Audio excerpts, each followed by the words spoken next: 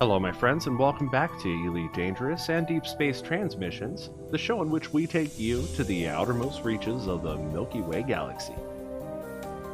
I'm your host, Commander VG Punks, and with me, as always, are Commanders Taylor, Psychon, and the invisible Nakona. Empty box. Invisible, yeah. Just off screen at the moment. Off camera. He's off smoking that onion head. I have Tic Tacs in my mouth, so if you hear weird clacking, it's because I'm eating with my mouth open again. So if he's doing the onion head, is he doing the delta? I mean gamma strain or regular? It's I feel like that delta. I mean gamma strain is like spreading like wildfire. Yeah, it felt like a purpose. He said that with a purpose right there. And I don't even know what you're talking about. He's like, That's You'll okay. find out. Yeah, you'll find out in a little while. Nexus, I don't smoke onion head. I snort that shit. He injects it directly. Eats it like salad. Fry that shit up and eat them like corn nuts. Ooh. I bet it'd make a pretty lousy poke salad. What, onion head? Yeah. Well, I mean, At the same time, They have a very short lifespan. you don't really cook with the onion head. It's more like you make a butter out of it, you know. And then Yeah, but I mean, no matter what you do, it still smells like dirty socks and rubber. I mean, hell yeah, but fuck. But then yeah, you now the only thing I got stuck in my head now is the episode of Aqua Teen Hunger Force where you're trying to Moon and I trying to get Meatwad to hit the bong. But then you forget all the lyrics to all the songs you ever wrote on stage in front of 80 to 100 people. You got hold of that MTF variant, did you? Well, it was more like a friend of mine. Sure. I winked. In other words, swim.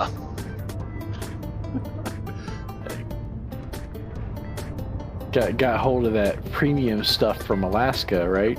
Primo stuff, yeah. Homegrown. And then Bob's suddenly place. hears What? a voice.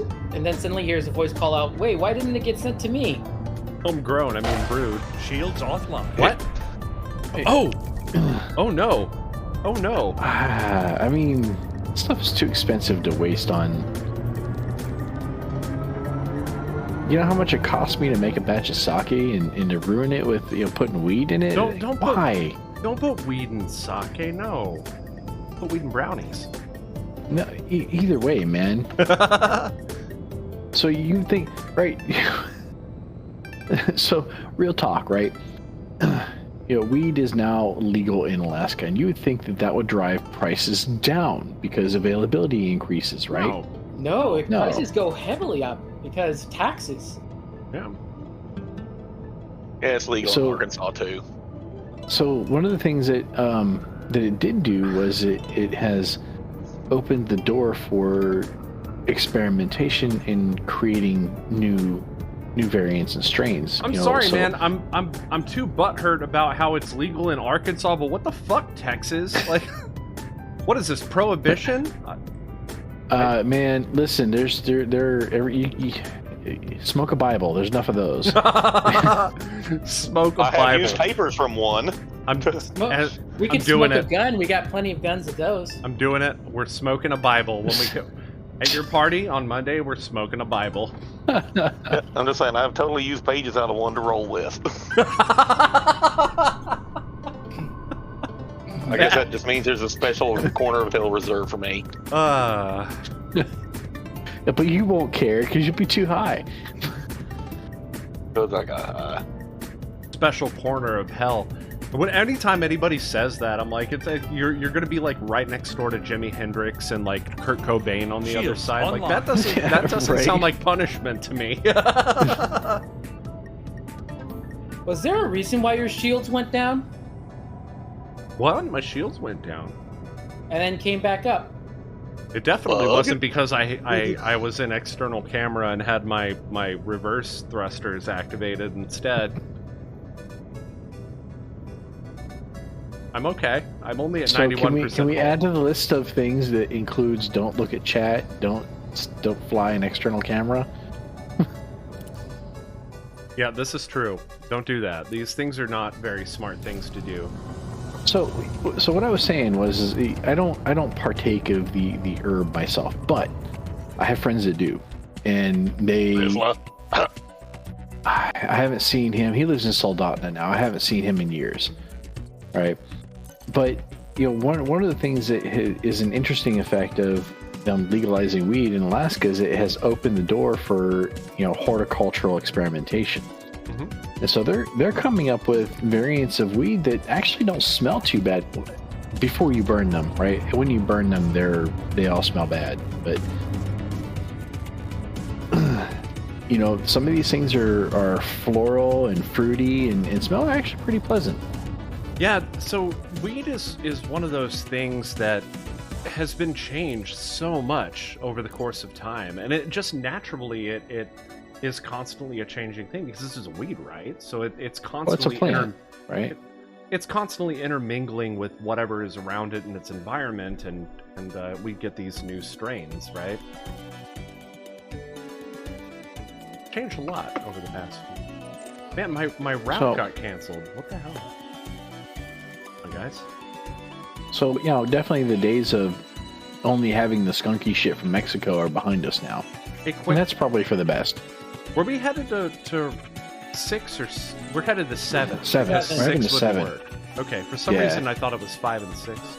We're gonna try to plot a course to 6 as we pass it to see if Parallax opens up any new routes. Okay. Alright, I'm plotting my route back to 7 now. When do you guys want to get when do you guys want to get Knack into the wing? I would, but I'm jumping, so... Yeah, I just came out of Galaxy Map. I'm doing it now. Wait for it to pop up. There she is. Invite sent. Oh, cool. That's not taking 2.5 minutes now. Alright, well, what the fuck is my HOTAS wire snagging on? Oh, there it is. What kind of HOTAS are you playing with, Knack? Thrustmaster, T6000M, 16,000M. Nice. Very nice. Yeah, I was looking at those. I got, about a year ago, I got it for $150. Huh. Complete with the rotor pedals and shit, which I don't even use. Well, no wonder I didn't see Knack. I don't have him as a friend. Really? Let's see if I can't fix that. I already sent the invite to you. Okay. Engage Super Cruise. Engaging cruise.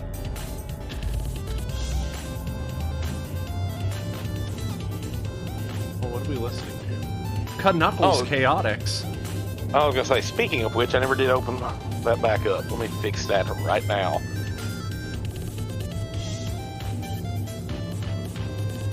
Anybody here ever play Knuckles Chaotix? Just curious. Yes, I have it. Yeah. I have a physical copy on the 32X. Rating? Out of 10? As its own game, I'd say probably a 7, maybe an 8. As a Sonic game, like a 2. Yeah. Well, Knuckles never was great playing in his own stuff. He was always, if you played him as a side character. Sonic Adventure. Sonic Adventure. Hated it. Are you talking about the Dreamcast game? The Knuckles levels were like the only good thing, though. Like, I don't know. The Sonic levels were okay, but like that's not good enough for a Sonic game, right? Like, you're making a fucking racing game. These are not new, but like, I don't know. The Knuckles levels did feel pretty cool because instead of like trying to go full blast, you're like looking for treasure and stuff. And I was like, okay, yeah, I'll buy that. That's all right. Well, the biggest hang up I had with the Knuckles Chaotix game, a lot of the levels were vertically oriented. So it was like Super Mario 2, but you're trying to go fast, and you can't vertically. No, not even that. A lot of the levels weren't even laid out like that, and none of the characters in that game had the raw speed you did with Sonic. And that's what you want, And in any Sonic game. And then you had this annoying tether gameplay mechanic, where whenever you played, there were always two characters on the screen, and both can be controlled by players, or you can control one and the other one was AI. The AI was retarded, and your counterpart was stupid. Like, I found it best if you were playing out by yourself. You just pick up your partner and carry him through the whole level. Wow. Are you saying that your partner in those games was typically just looking at Twitch chat? I guess. Like, he's feeling. I know he's brutal today. Yeah, what the hell? Just vicious, man. what? What did I ever do to you? Huh? Maybe it's because you outrank him. Maybe that's what he's out for your rank. You think so? Maybe. I don't know, man. I mean, he can have it. I don't give a shit. Done. What the fuck? Uh-oh. Why you guys got to put that work on me for, though? Like, that's my job at the end of the day. I mean, but to be truthful, like when it comes to to that Knuckles game, it sounds like, you know, Commander VG here would be the Knuckles character, and we're the two AI controlled side characters. Speak for yourself. Yeah, I never actually played it, but I love Sonic games, but I've never actually played Knuckles Chaotix. Like I said, on its own, as a standalone game, as its own title, it was alright, but if you tried to compare it in the light of other Sonic games, it just didn't hold up. The unique thing about it was, though, the sheer amount of characters you could play as. There were a whole buttload of different characters. One of my favorite was Charmy Bee, because you could just fly through the level with him. I feel like at the time, like, Sega was able to take those kind of risks, not making a safe, like, another Sonic game, because of, like, how successful they were in the arcades. Cause, like, That's also part of their downfall. right, exactly. Mhm. Say what you want about Sega, but they made some damn good arcade cabinets. They still do. Do they? I don't Yeah. know. I haven't We don't walked get in there. arcade. Like we may not have arcades as common here in the United States, We but have pinballs. I've been to pinballs. They were, recently. so they got out of the home console business, but they're still very much in the arcade business. Well, they're still making console games. Yeah, and they started off in the arcade business. The console was just kind of a side gig. Right. So once the consoles caught up to what the arcade machines could do, they started losing ground in the home console market. Right. So they did what I felt was the wisest course of action for Sega. They stopped trying to manufacture home consoles and returned their Jumping to focus next to where system. they were always the strongest, innovating in the arcades. Yeah. Yeah, you're right. You are right. Because those arcade cabinets, man, oh my god. Scanning for They anomalies. were, you know, Sega was always the most innovative in the arcades. Completing They, system scan. you know, Stand like by. have you Gathering information. like old school, right? Super Hang On in the arcade. Super hang on, okay. Burner. I remember. Yeah, Afterburner was Afterburner. tits, man. I Yep. remember many racing games that actually had like a lot of physical features. Like they had that bike game where you could like lean the bike over to turn. and That's I was called always Super like, Hang that, On. Yeah. Oh, that's Super Hang On. Okay, that game I was like, that is so rad, dude. Right? Man, That's what I'm saying, Now right? you're starting to get the idea. Yeah, they returned to what made them the strongest, which was where they were the strongest, which was innovating the arcade. Time Crisis Time in Crisis. the arcade, right? Time Crisis. You know, oh my god. Right? Good one. Where you actually had to physically move around for your character to duck behind cover and stuff. And then the pedal and the feedback on the pistol on those on the arcade that Mhm. would like the Got the slide action on it. Yeah. like Uh-huh. man, I loved that. The ones always ended up getting a holdover like half wore out and fucked up, so all they did was crunch and rattle and make a bunch of weird noises. Scanner mode. Because you know they got mistreated because it's an arcade. Well, you know they got the shit beat out of them. Yeah. Yeah, but still, like, and then when it came out for home console, I was like, I really want that action on those guns, but you know they Of can't course include not. it. Yeah, they can't. They would have to have a physical connection. Like, you can't make something like that these days. I mean, you could these days, but back then you couldn't do that wirelessly. Totally, you could totally build your own. Totally. Back then, though? Well, I could. I mean, you could build your own. It just would have cost a heck of a lot of money. Back then, I'm looking at Knack, and he's actually working out how to do it now. So. Holy shit! I just found an Earth-like world. 100%. Oh, dude! It's like Bob knows me too well. Yep, unmapped, undiscovered. Yeah, pandemic high five. Well, that'll become real in Okay, a couple of days. So. Okay, I got one, and I got one from Bob. That's makes me feel better. Yeah, I was gonna say though, but Bob is absolutely correct. Though I'm sitting here, I was sitting there brainstorming how to do one. Right. You'd have to have the servo and the the spring and have the cam, right? Uh-huh. Oh, and right by it is some notable stellar phenomena. That was really well done. Everybody's getting on the ball with that.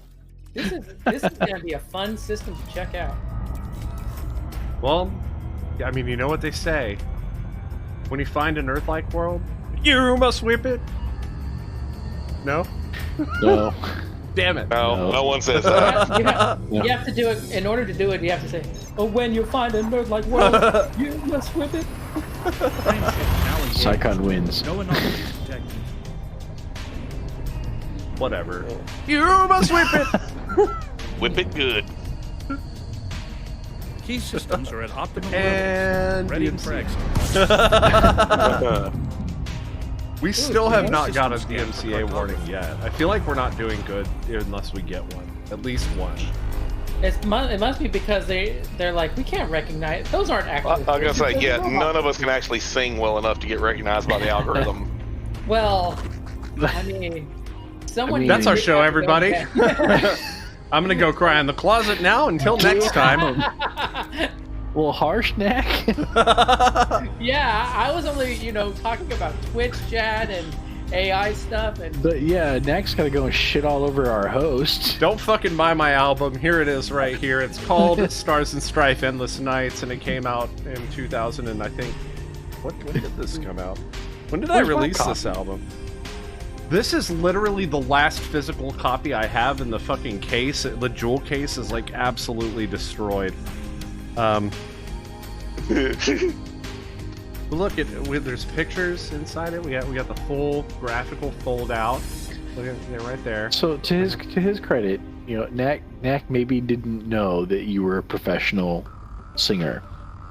Yep. Well, I did know. I was just talking shit. Like, Oh damn! Okay. I was gonna say, So shit. he totally knew, and he still said that.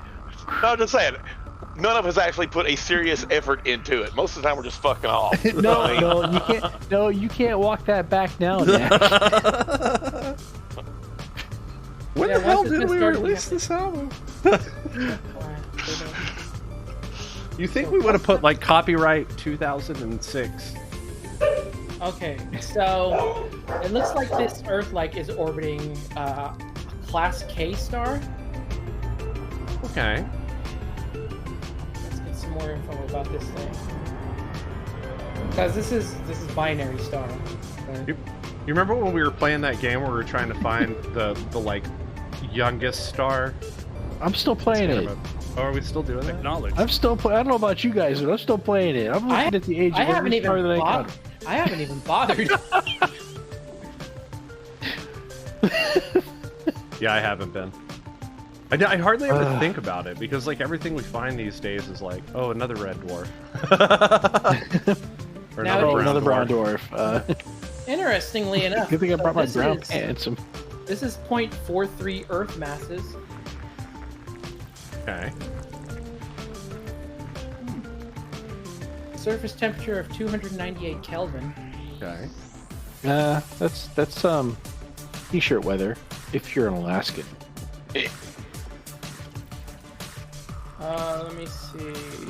What's the equation for Kelvin Wow. to Fahrenheit? Huh. And an orbital period of 352.3 days. So, like, I mean, it is pretty close to being an Earth-like world for some reason. Yeah, short. shorter year though.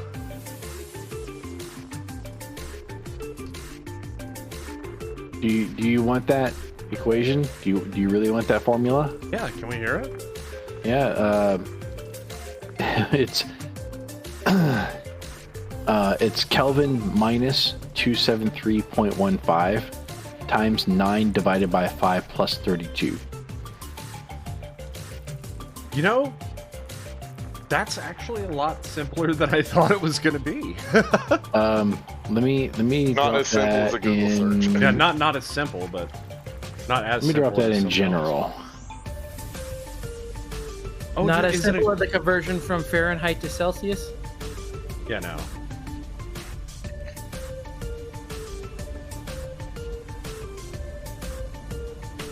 Was the equation from Fahrenheit to Celsius is subtract 32 and multiply by 0.555 or 5. So yeah, it's not as.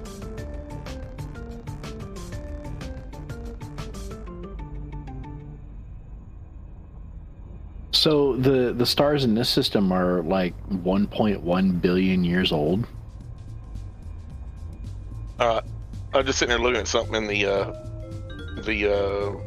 Discord chat. Creative team. There's a flaw with your cereal box. That's not mine. I just found. Oh it no, on I'm just saying. Imgur. Well, there's a flaw with the cereal box you posted. All right. What's There should that? be flies everywhere. How come? Because he was the fly. Was he really the fly? Yes. Yeah, in the remake. In Yeah, the the remake. So I guess I know what we're going to be watching on my birthday then. In all fairness, remake was pretty Course good. adjustment. Yeah. Remake was better than the original 1956 version. Well, I mean, yeah, taken in the context of 50s sci-fi, right?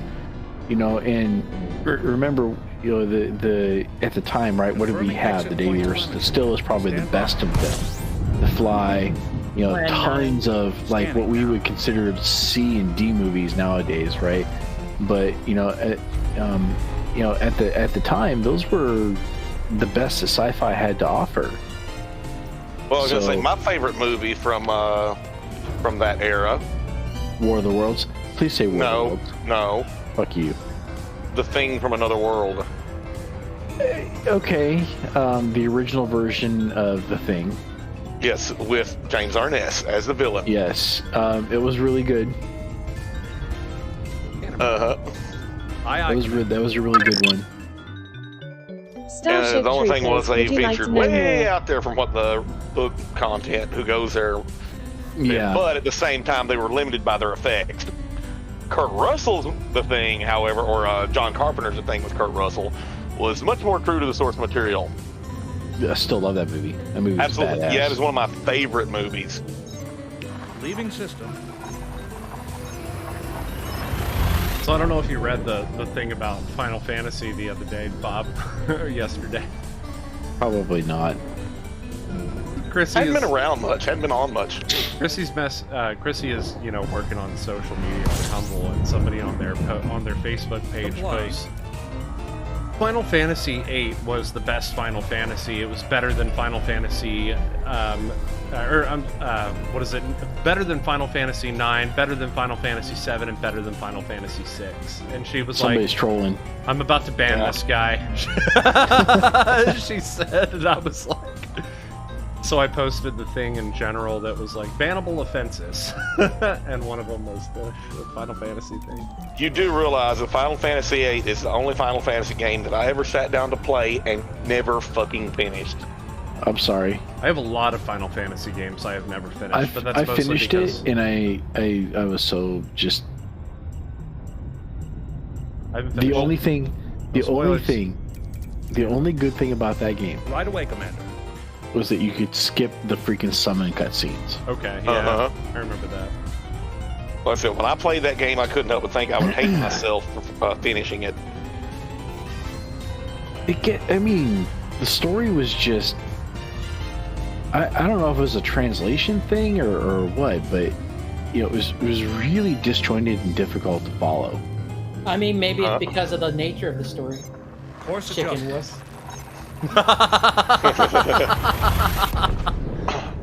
It definitely was he is that. well, look at him go, Online. man. I Like, know, right? it's like we're actually playing with Cypher today. Like, what's up Hull with that? integrity is within limits. All other systems are at normal levels. Yeah, the story wasn't so much the hang up I had with it. It was Scanning. the damn gameplay. Yeah. The draw system infuriated You me. like magic, do you? Huh? Yeah. Well, you how many hours you got? I could understand what they were trying to do. I just, I will have to say that I think they implemented it poorly. Who Yeah. QA tested this Right. shit? You need a specific spell to be able to beat this boss, but you're on disc 4. Wait, you have to go all the way back to the beginning of the game to this area you didn't have access before and go sneaking around a locker to draw some shit. I'm like, fuck that. So, and Scanner. well, the drawing magic and getting magic from your enemies, right? That was where the system broke down. If there are other ways to get those spells, the rest of it would have worked fine. Junctioning spells to specific character stats and abilities to increase them, that was actually kind of brilliant. I liked that idea. One thing that I really liked because about spending those spells, actually using those spells, would decrease that stat that you have them junctioned to, right? Yep. So now you have a choice to make, right? So I was pretty cool. I understood where they were going with that. I just think that some of their Scanning for implementation anomalies. details needed work. None detected. On the other hand, I absolutely loved for the way the magic and ability Poor learning VG system worked Punks, in he can't 9. get a word in edgewise right now. Sorry. Please, Mark, continue. I really like the system where you could press the trigger on the gun blade and it would do the extra damage. It was kind of cool. I don't know. It was kind of a cool little. It made combat a little bit more interesting than the previous. Yes, that games I where you did just enjoy. Yeah, That was fun. But it only worked for gunblades. I know, and I mean, kind of there's a like, reason. but I would get into the tone of always pressing the button whenever anybody's attack would hit because it was just kind of like a subconscious try to hit it when the thing hits and you might get a critical. That's cool. But it only worked for gunblades, right? Yeah, it did only Now, work for gunblades. Super Mario RPG did that shit right. Never played it. I played a little bit of it. I I'm rented so it sorry. twice. Yeah, that was a game I You rented guys, twice. listen, a Super Mario role-playing game made by Square, by Squaresoft. What I played You of guys it need was to play this. fantastic. Yeah, it was really well done. What I did play of it. The music too, wow. Right? Well, what really put me off on any kind of shit like that Mario games for a long time was fucking Yoshi's Island. Yep. He has I a could see facial that. tick now. Anytime you hear that sound, you're Like I got to the point, I was like, here, take this fucking thing, just so the game will end. Eat him, I don't care. Gathering information. Cartography updated. It's like if you ever want a sound that'll turn you off and like having children. You're one of those guys that dropped the penguin off the ledge in Mario 64, weren't you?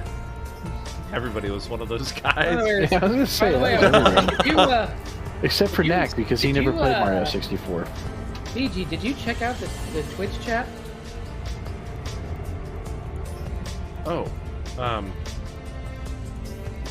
Oh, thank you so much for your subscription, man. I wish I had heard that. That's weird. Usually I would have heard that and it would have played the voice thing, but it didn't do that, I suppose. Maybe with the upgrade and all the other things, it looks like there's more setting around you'll have to do with settings.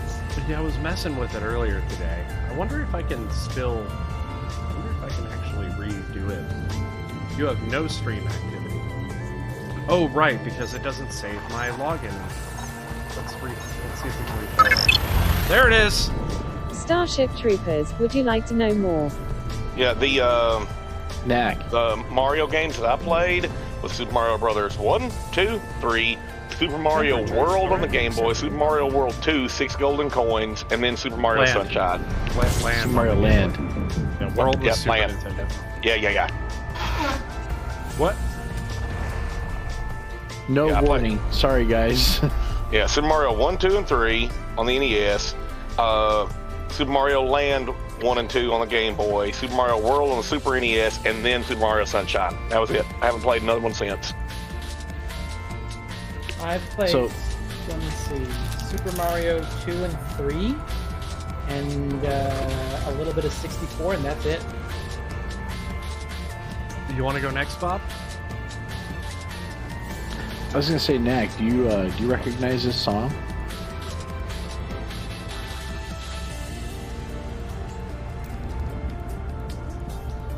Well, I'm sitting here looking at it, and I was like, yeah, Final Fantasy 11 Online, but trying to place it. I recognize the tune, but I don't remember where from. But there was so much fucking music in that game. I played Super Mario Brothers 1, 2, 3. Let's see, I played Super Mario Land. I played Super Mario Land 2, the 6 golden coins. I played Super I really Mario. like that one. Yeah, that one was so much fun. Sometimes I get the boom, boom, boom, boom, boom, boom, boom, boom, boom, boom. Stuck in my head. Super Mario World. I will never forget the feeling that I had when I played Super Mario Brothers 64 Super Mario 64 for the first time, and man, I could not put that game down. I still play it, actually. I didn't own a GameCube, so I didn't play the other ones like Sunshine and all that.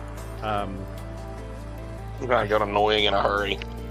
Oh, the other one was Super Mario the 16-bit. Yeah, World. Super Mario World. Yeah, we.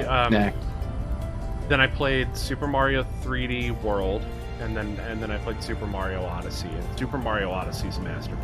Just absolutely. So just so I can jog Knack's memory, this is the background music for Heaven's Tower. Okay. All right, the remixes kind of make it hard to play sometimes. Yeah. I wish all server was still up. But either way. It technically is. Oh, can you I mean, I can start it up and away we go. Had to do some updates.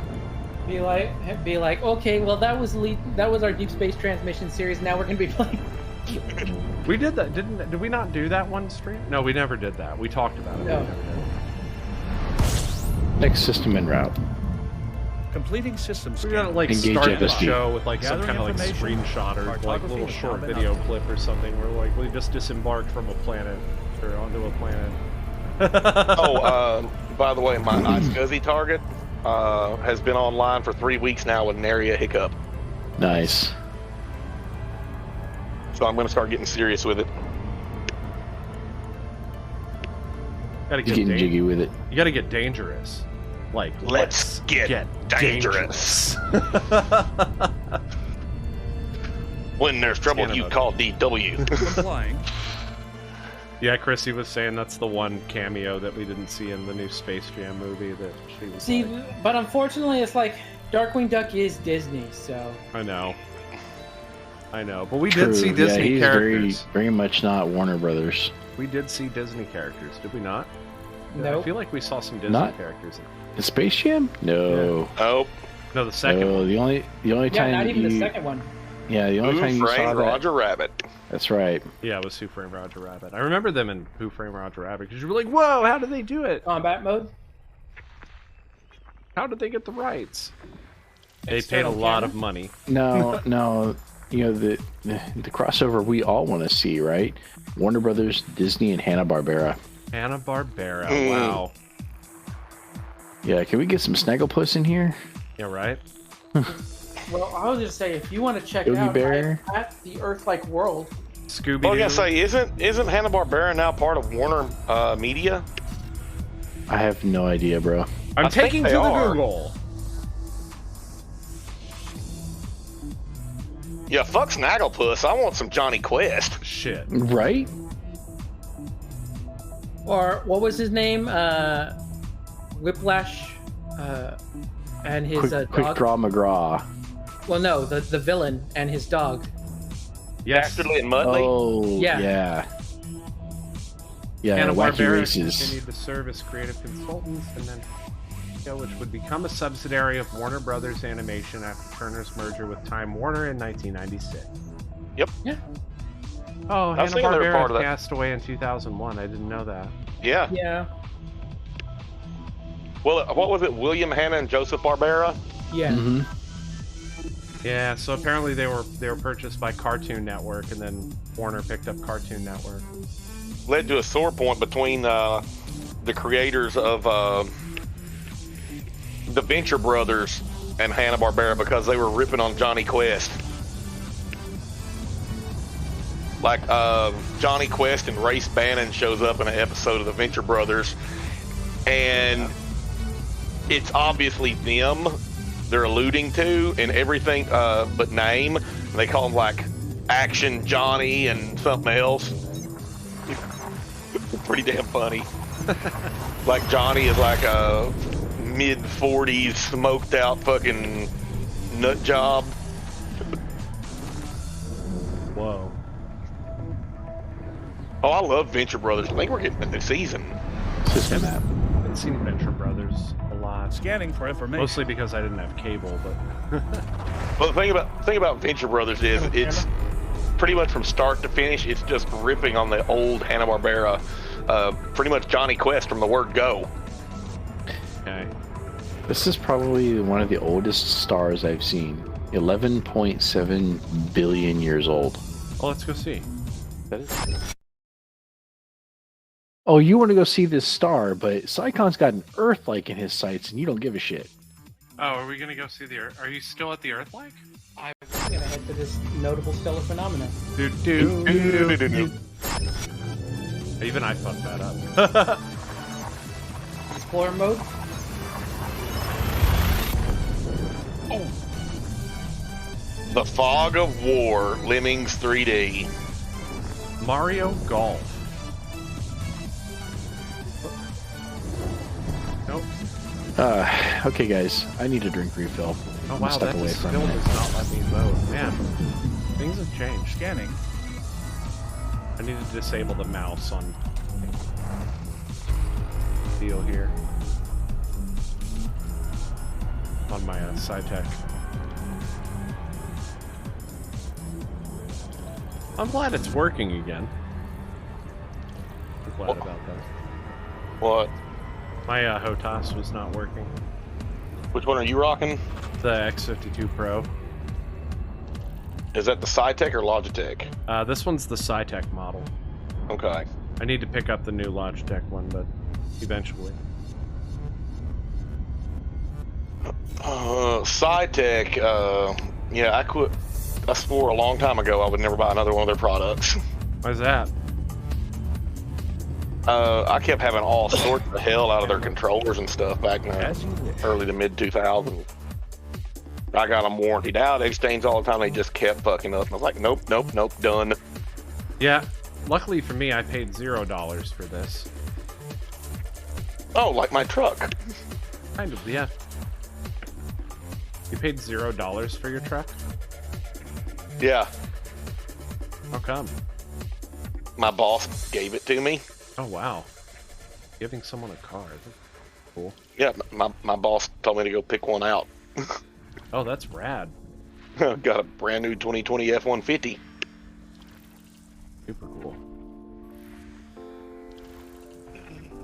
Let me see here. Wow, 32 bodies in this. How come I can't find her?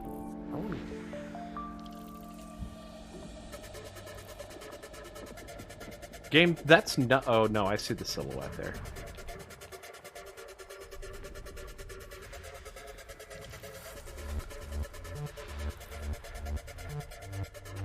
Back here, find it.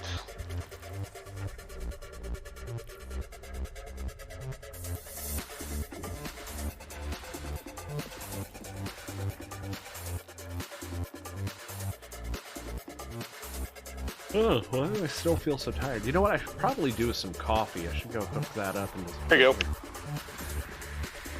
Once Bob gets back, I will hook up some coffee. Check it out in general. In general? Hold on real quick. Let me finish up this scan real quick.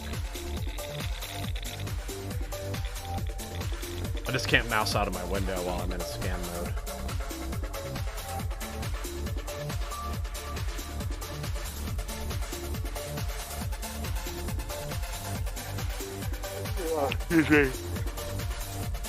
Me too, though. Me too. I guess it's kind of one of those days. What's the weather like over there? It's really hot and awful over here. Here it is 90 degrees, give or take. Yeah, it's 91. Yeah, we were like mid-90s a little while ago. I don't know what it's like right now. We're supposed to be in excess of 100 this coming week. It sounds about right. August is coming up on us. Yep. Don't remind me.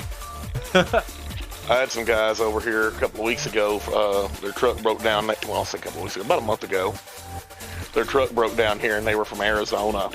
Night vision? From Flagstaff, and they were bitching about the heat. And I was like, oh my God, how do you guys stand here? It's so freaking hot. I started laughing at them. I said, this ain't hot. Come back like fucking late August. And they're like, we're from Arizona and it's hotter than this, but we can't breathe here. I'm like, that's the southern humidity for you. Yep. That's that southern humidity. Like, while we were working on their damn truck in there in the shop, they went out there in the lot and crawled up in the reefer unit in the back of the trailer. Just trying to stay cool. It's called the reefer unit? Yes. Yeah, reefer unit, refrigeration unit. Those things don't mean the same thing as what they mean in my universe. We call that a green room. Yeah, reefer unit. It's a refrigerated trailer. In this case, it's a creative space. Usually the walls are painted green, and you have like a couch and some beanbag chairs and like multiple musical instruments. And piles and piles and piles of snacks and chips. I mean, a fridge. You could have a little portable fridge in there. Not to mention the octopus permanently attached to the middle of the coffee table. Yeah, but that's not an octopus. It's actually a hookah or a bong. Yeah, I know that. I just referencing it. There's a buddy of mine, James, years ago. We go over to his house and he had this big ass fucking living room, and he had damn bong velcroed to the coffee table. Had like 6 hoses coming off of it. Oh wow, yeah, that's a hookah right there. A hookah in name only, definitely not intended purposes. Like I said, that damn thing had fucking pot leaf on the side of it. It was very ornate. Yeah, man, some of these guys get really elaborate.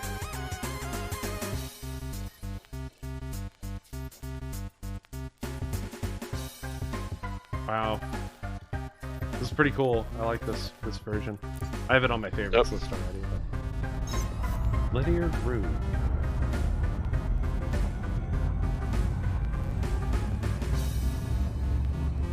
Loved me some Tetris back in the day. Me too. There was a version I played on the Atari 8-bits that was fucking weird. You had all the usual shapes that you were used to, but like there were pyramids and some really goofy shit coming at you from time to time. Oh wow. I remember, I loved Tetris on like Game Boy, and then I got my Xbox and they had Tetris Attack on there. Temperatures are at an acceptable. Or was it Tetris Attack? It might have been Tetris World. I'm thinking Tetris Worlds. I think it was Tetris World. Nowadays they have that like Tetris 99, or what was it? They have the new Tetris on Switch that's like multiplayer online. Weird. I don't know if I'd like that. Just trying to Tetrisize your opponents to death. Yeah, pretty much. I mean, we're all familiar with multiplayer Tetris. Like you have the like split screen thing going on, and there's like one player on one side and another player on the other. I don't think I ever played multiplayer Tetris. It was weird. I mean, I don't know. I like single player Tetris. The multiplayer Tetris is kind of weird. Did you ever play like Dr. Mario or Yoshi or any of those puzzle games? Played Dr. Mario, yeah. Played Yoshi a lot because it was on Game Boy. Dr. Mario was the reason why I ended up getting a color TV as a kid. Also, Dr. Robotnik's Mean Bean Machine. That was a fun one. Yeah. But yeah, my parents got me Dr. Mario for Christmas or birthday one year or whatever, and I couldn't play it because all I had was a black and white TV. Oh, yeah, that's awful. Completing system scan. So you can forget matching up colors. I forgot Mario Paint in that set. You ever played Mario Paint? Yes, I played Mario Paint. Also, Mario Maker on Switch is absolutely fantastic. I never got to play yet. Oh my god, I wanted to play so that. good. I wanted to play that one. They had the remake of the old titles, but like you could become Super Duper Mario. You're like as tall as a screen, just. I remember through that. everything. Yeah. I don't remember what that was though. You remember? I'm Bob? You gonna remember which game I that wanna was? s- That was New Super Mario Brothers. Ah, okay. And wasn't that on the Wii? DS. Nope, that was on the DS. All right, I'm gonna step away for a while. I will do that. The one that you can get like super size, as tall as a screen, and just march your ass through everything. Yep, that was New Super Mario Brothers on the DS. You're like, Yeah, you know what? I remember when that came out and they were making a big marketing deal out of that. That was kind of cool. It All the was Mario stuff. it was a decent game. Scanning now.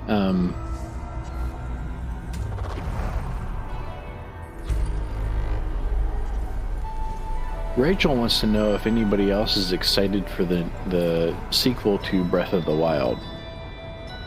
This guy, absolutely. isn't that a Zelda game? Yeah, it's Okay. the best Zelda game I've probably ever played, which So, is weird I- to think about. But I have some reservations. Acknowledged, How come? Commander. So think about this for a moment, right? I'll be right back. Up to this point, every Legend of Zelda game has been a complete game at release. Right? This last time, when Breath of the Wild was released, it was a complete game at release. But then Nintendo released a bunch of stuff for it as DLC. Mhm. So Nintendo has now got a taste for microtransactions. And things in the gaming environment are about to get much worse. I don't know if anybody has kept up with the whole thing with that company that's trying to put basically television ads in video games, but EA is the first company that I heard that was completely on board with that. It'll basically interrupt your gameplay to show you a television-style ad. So not okay. That's not okay. That's not fucking okay. And we're not talking like free-to-play games. We're talking like full-paid games. Yeah. Yeah, so Nintendo's already been, getting raked over the coals for their anti-consumer practices, right? Particularly, they have first-party games that rarely, if ever, go on sale, right? Right. You want a copy of Breath of the Wild digital download? It will cost you $60. Just like the physical copy. 4 years after its release. Yep. I've kind of always known Nintendo to be like that, though. Mostly because their games are, like, super exclusive. You can't get them on other systems and stuff like you can with PlayStation and Xbox. So... I get that. Though. Like, they should eventually come down in price and stuff. Yeah, so it might drop. Breath of the Wild Confirming 1 might exit drop to telemetry. $40 when Breath of the Stand Wild by. 2 drops. Oh, okay. So they actually are going to drop. Scanning. Maybe. I said might. They haven't said anything. Okay, but based on their previous track record, that's a possibility. Right? But even still. Yeah. I'm hoping. I mean, So I don't mind Did the you- add-on stuff. When it's. well, hold on Go now. ahead. Now, did you actually Scan it. play the add-on stuff for Okay. Breath of the Wild? A bit of it, yeah. So there was got stuck. one dungeon, right? Maybe 2. Yeah, no, 1 dungeon, some challenges, and then a whole bunch of treasure chests and shit that you can go dig up, right? Yep. None of it, really core gameplay, okay? Which is fine. You're not missing out on anything if you don't buy the DLC for that game. That's what I'm worried about. That's exactly what I'm worried about. right, is that now they've got a taste for it. They know what kind of money they can make off of microtransactions. How many dungeons are they going to add to Breath of the Wild 2? Right? How many of those dungeons are going to be Day Zero DLC that you have to pay extra for? I mean, we'll see on that, though, because they're not EA at the same time, you know? They're not EA. Yet. I know, not yet, but they're not EA, and they haven't been EA to date. And they could very well have been EA, because EA's been doing that kind of shit since, like, as far back as they could have possibly done. You know? Without there being a complete fucking uprising. There needs to be one. I think we all agree on that.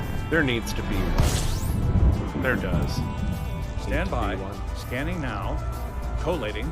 Compiling data. But on the same hand, cartography. maybe it'll flag in a new environment of that we're already kind of seeing, where indie games in general tend to do a whole lot better than AAA games do. You know, where like somebody puts out a AAA game and you're like, eh. But then, like, you know, Hollow Knight hits and you're like, what the fuck? This game's fucking fantastic. But it's an indie game. Who knows? Maybe it'll usher in a new environment for that. I hope so, because as you know, somebody who wants to make indie games, that'd be pretty cool. Get that kind of attention. I mean, did you ever play Bloodstained Ritual of the Night? I did, yeah. Good. Good I game. mean, I like it. right? It's Castlevania. Fucking liked it. It was Stuck on rad. it. I'm stuck, but I like it. Well, it was challenging, right? still Course play. adjustment. It is challenging.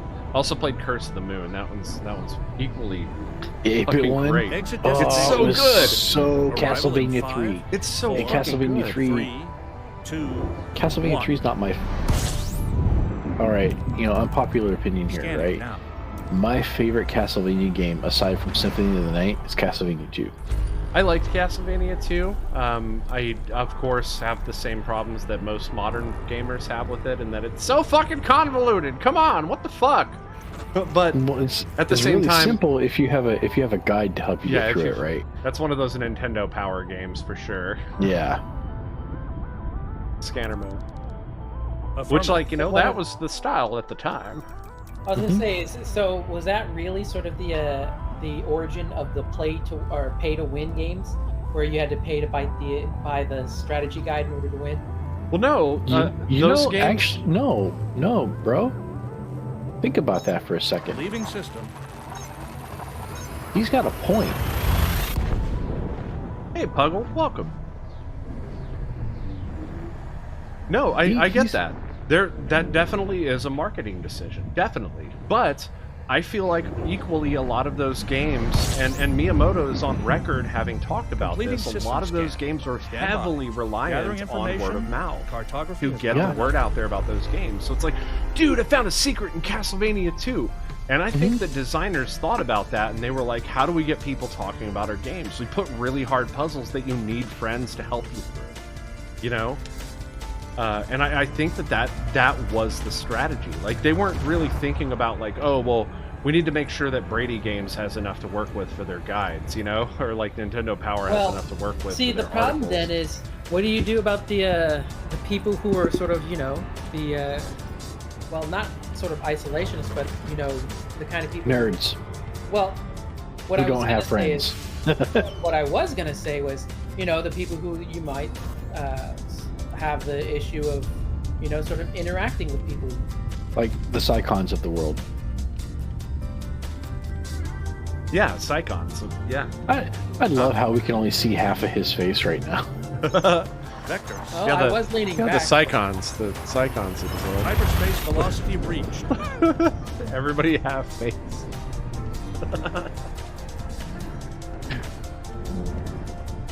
I need to be like, Confirming exit point no, telemetry. let's Stand be by. realistic. Completing system scan for cartography. I should, like, have my camera cut off, like, the top of my head. I did Paint change. half your face green. Yes, I did change the point redemptions because voice attack is no longer voice attack. Wait, no, voice mod is no longer working for me, so I have no way to do the good old radio, the good old voices like I used to. The stuff that I would need to change to a voice mod profile for. I'm still working out a way to try to get those back, but in the meantime, I'm thinking about a redesign of my point system in general and getting some other cool stuff on there. So give me some time. I just got a new monitor and had to redo the entire ordeal to... Yeah. And I purchased it. So I'm pretty pissed off. Speaking of the new monitor, you were asking for feedback. All 3 of our camera windows should move up about I want to say about 20 pixels. Okay. Because Nax is resting on the bottom with no border. Okay, yeah, that's fair. I can do that. Yeah, I kind of just threw it together real quick, and I was like, I think this will be Other than okay. that, it looks great. Okay, I'm glad to hear that. I would like to see a 10 pixel space between the camera and the squares and the right hand side of the view. Okay, I think I can do that. But that's just me not liking to have stuff right up against the side. I was just trying to do the best I could with like the screen real estate that I could,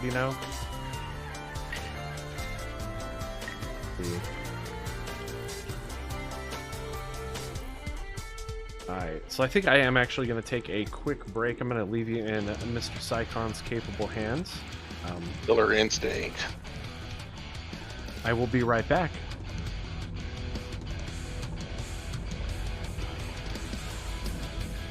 Next system en route. Killer Instinct, which Knack never played because he was a Sega nerd.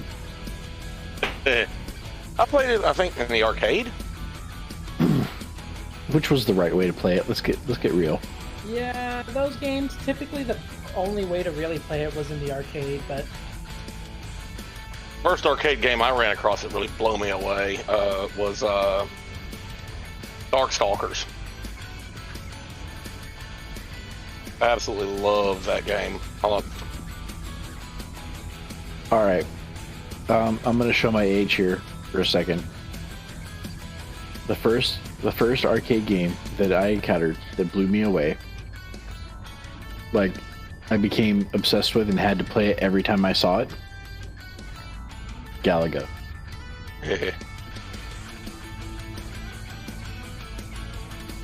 So it did have aliens, so I could understand that. Well, there was a bit of a story there, actually.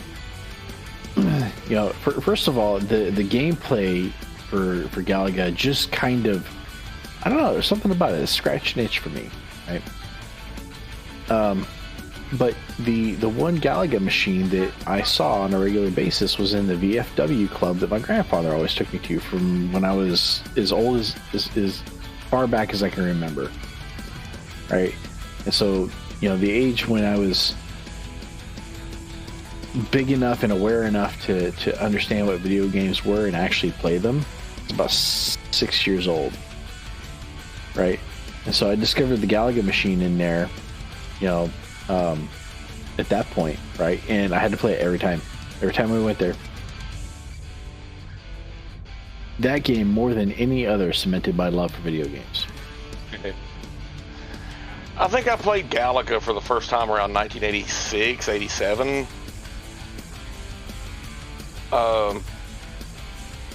Yeah, about the same time as me. There was a restaurant chain here in Texarkana that existed back then called Taco Tico, and they had a respectable little arcade in there, and Galaga was the one that I was always dropping quarters in. And we usually ended up stopping by there on the way home from school. So, Galaga was, as arcade games went in that era, the perfect arcade game. It was easy to get into. The first 3 levels were fairly easy to get you used to the gameplay, right? And then it started to ramp the difficulty up. But the difficulty ramp wasn't like a normal arcade difficulty ramp, which was like this because it wants to take your quarters. It was a little more like this. It still running your quarters. It was like nom nom nom, right? But it had a little bit of a gentler slope to it. At least for me. I loved that game. At 7 years old, I could get 6-7 levels in pretty easily, right? Anything beyond that, and I'm still plonking quarters in there. My poor grandfather's going broke trying to keep me playing this game. I remember when a quarter was worth a lot more back then too. Yeah. I remember when we went on a road trip, I can't remember exactly where. Maybe it was to Arkansas or something, because, military brat, so occasionally I would go with my parents when they had to go do their 2 weeks somewhere. And I remember we stopped someplace, and I was just completely fascinated by the arcade cabinet that was built into a table. Oh yeah, tabletop games. Yeah. And it's like you play the game. You play one game on one side, or you play another game on another side. And I'm like, I remember I was just like, this was like 6-7-year-old me, like looking at this thing, going, "Oh my god, this is so cool."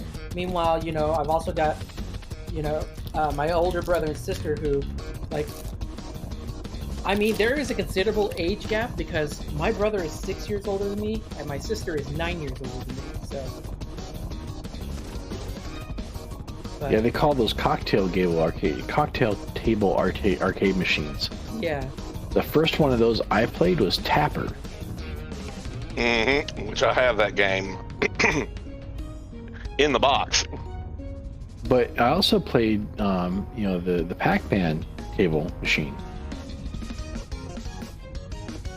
The one I remember playing first was some racing game. System Map.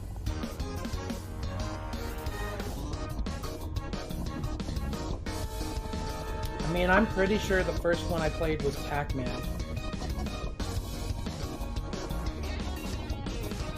Yeah, I had never encountered one that was two different games in one cocktail cabinet. Those are pretty rare.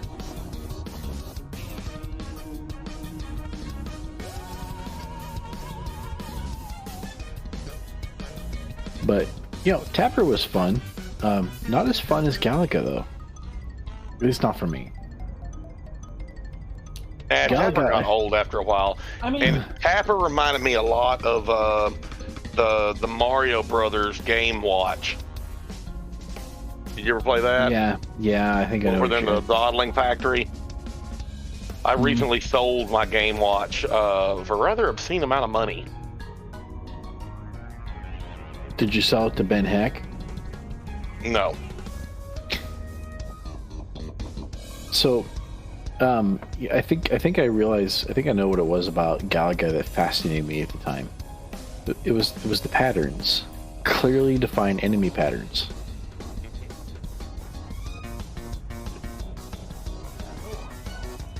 I was gonna say, if you'd encountered those games today, would it be as opposed to when you were younger? Would it be more a matter of you like Tapper more than you like Galaga because you like the drinking more than you like the flying, or?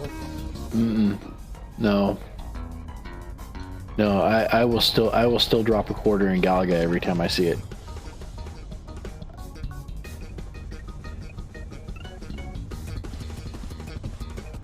Fun fact though, Galaga runs on the same hardware as Pac-Man.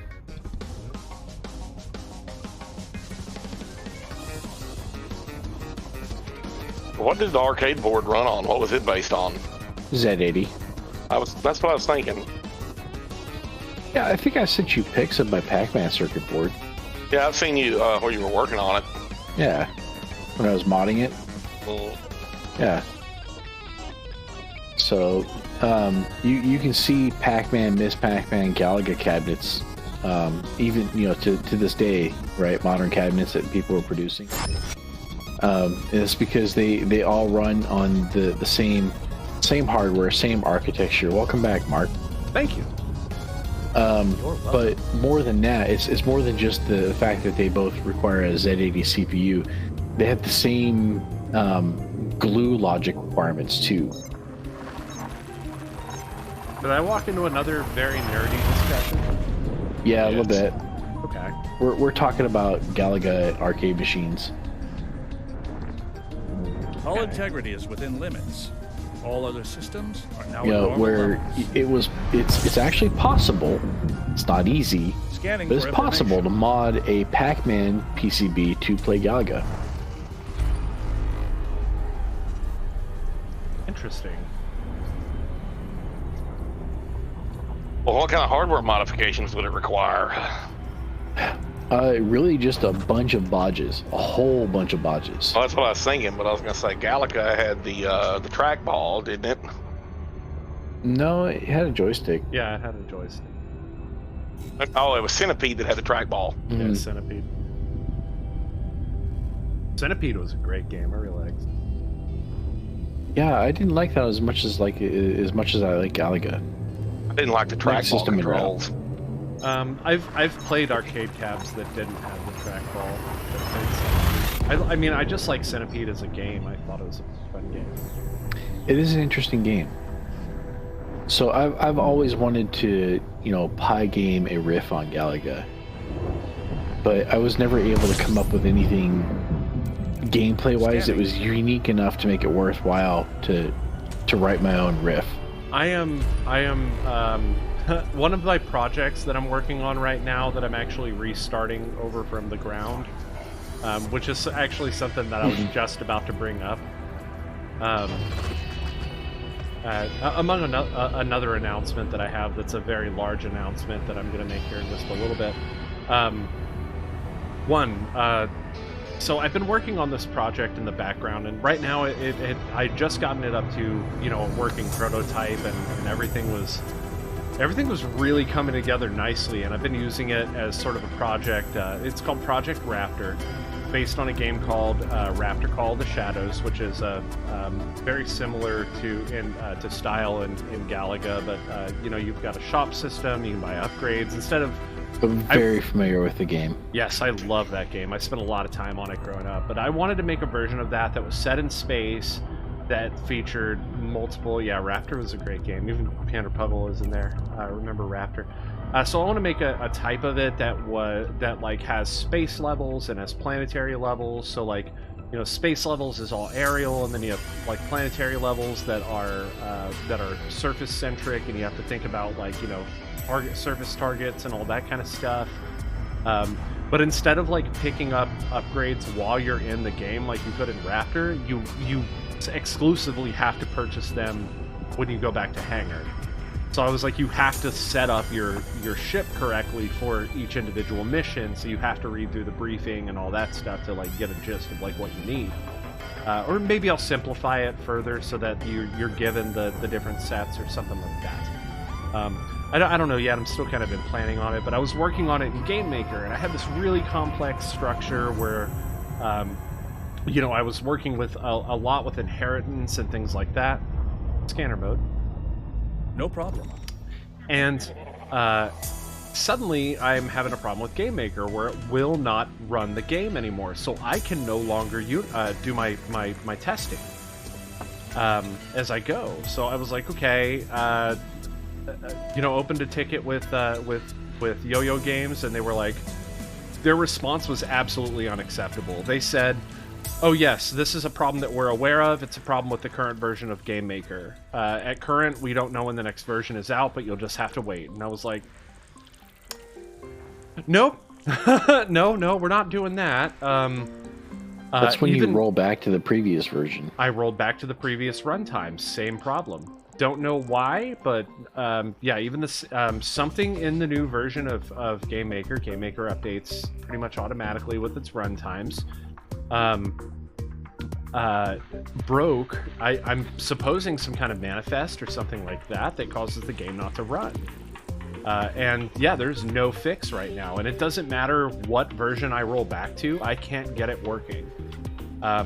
So at that point, I really stepped back and I was like, am I working in the right environment here? Like, is this something that is, that I'm going to be able to take something out of professionally and make something better out of? And, the answer is no. With the decisions that Opera, I'm not sure if you're aware of this, but Opera, as in the browser company, owns Yo-Yo Games. Yeah, I know. The decisions that they've made, as in having GameMaker not be a free interface anymore and things like that, have really limited the amount of support that you're able to get for GameMaker, meaning you can only get support from other people who are paying for the software or have paid for a license in order to use the thing. I realized that really working in Opera or working in GameMaker is not very sustainable, and therefore I decided to make the switch into Unity.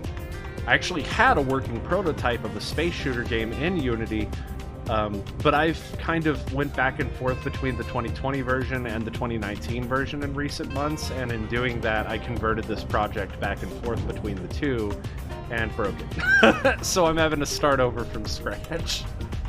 Damn.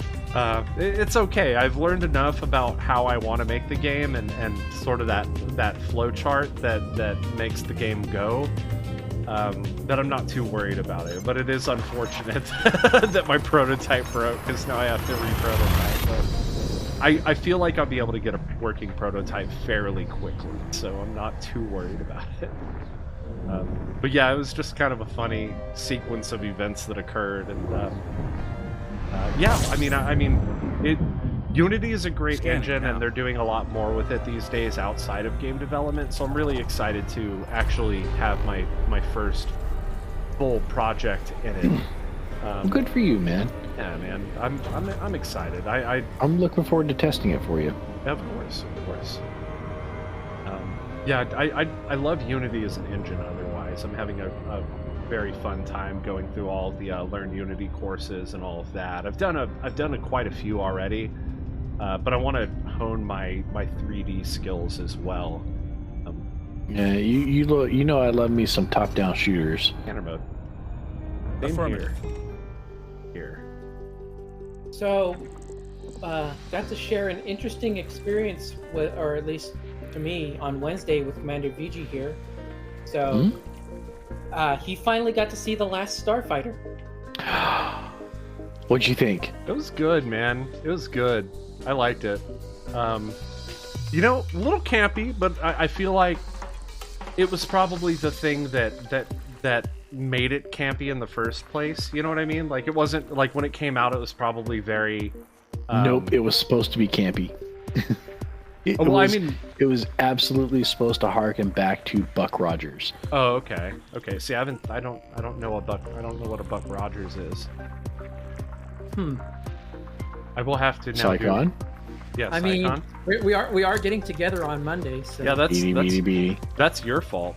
Psychon. No, I'm just kidding. But yeah, I was like, one of the things that I found interesting was, I remember when I was watching the movie, and then I had read a comment from someone a while back that was like, one of the most unrealistic things about this movie is, how the people in the trailer park react to the kids as playing a game. I'm like, no, that's one of the most realistic things, especially in the 80s. Yeah, definitely in the 80s. When we have a moment, though, I have another announcement. It's a pretty big announcement. Do you need to go to JC? Do we want to go to Just Chatting for it? Do you guys want to go to Just Chatting?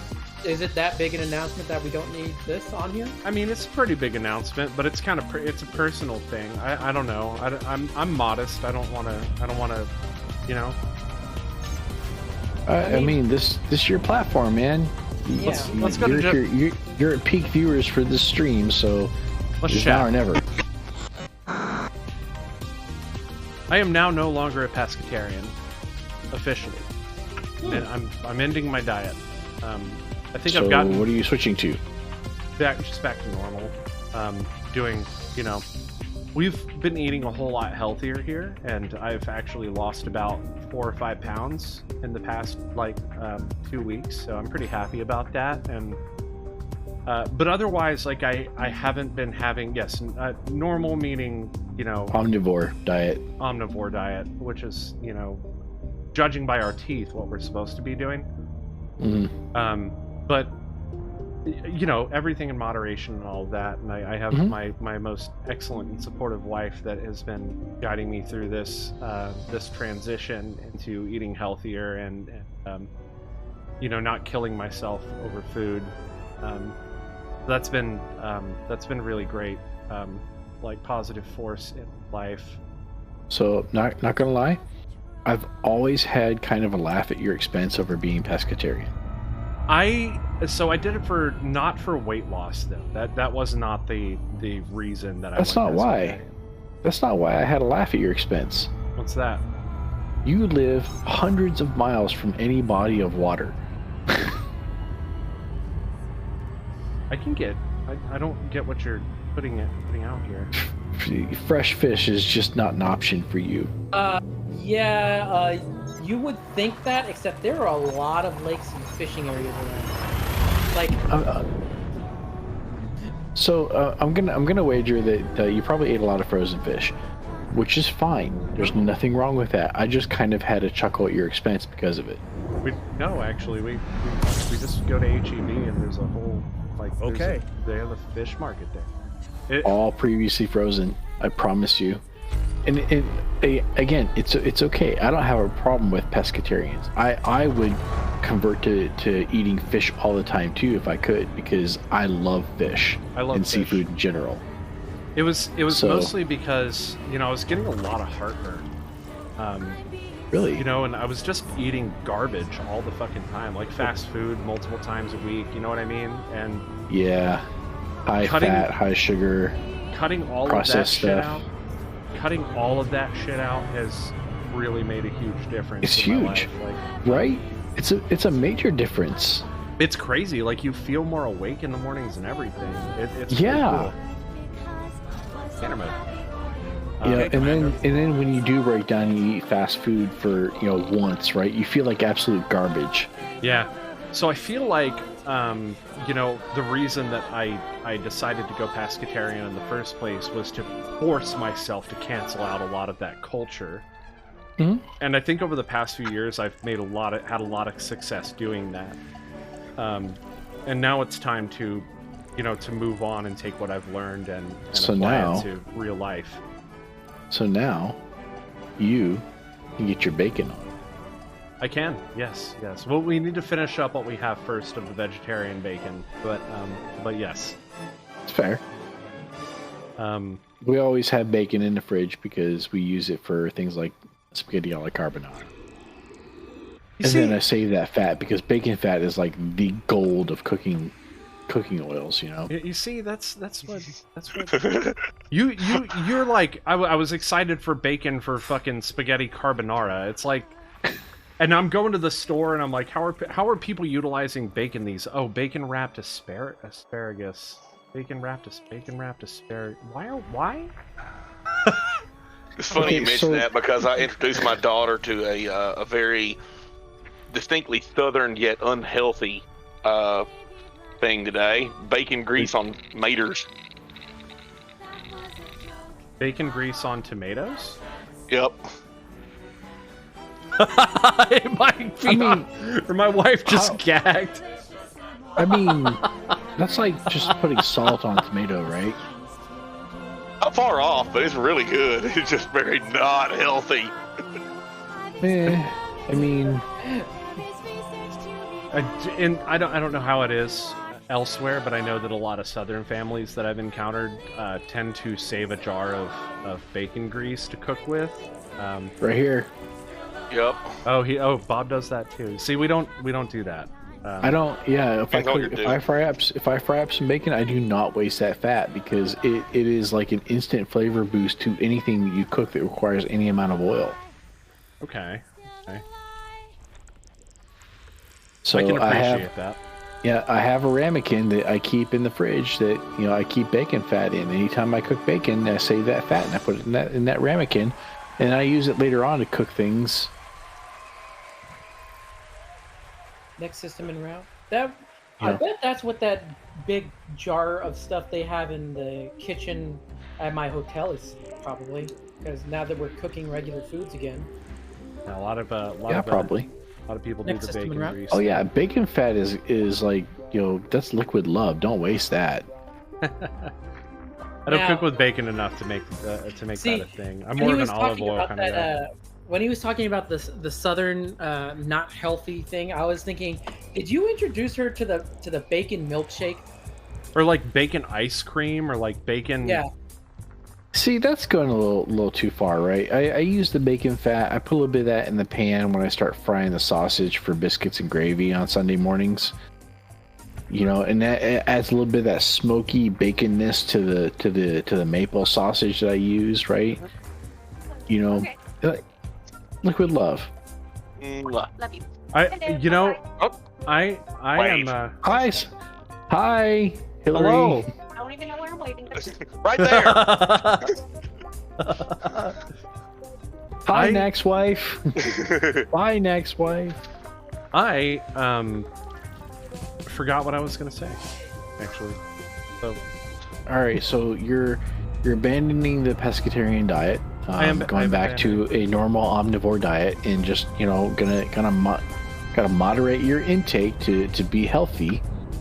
And I got to tell you, man, I support you either way, because the pescatarian diet is expensive more than anything else. I live in Alaska where fresh salmon swim past my door, right? And it's still expensive. it is. It truly is. Went back to Key main systems scene are at here. optimal levels. Um, Readying for exit now. Yeah, So we went down to Kenai last weekend, Making where it so. people were dip netting. They were walking out into the surf and catching salmon in these big ass nets. And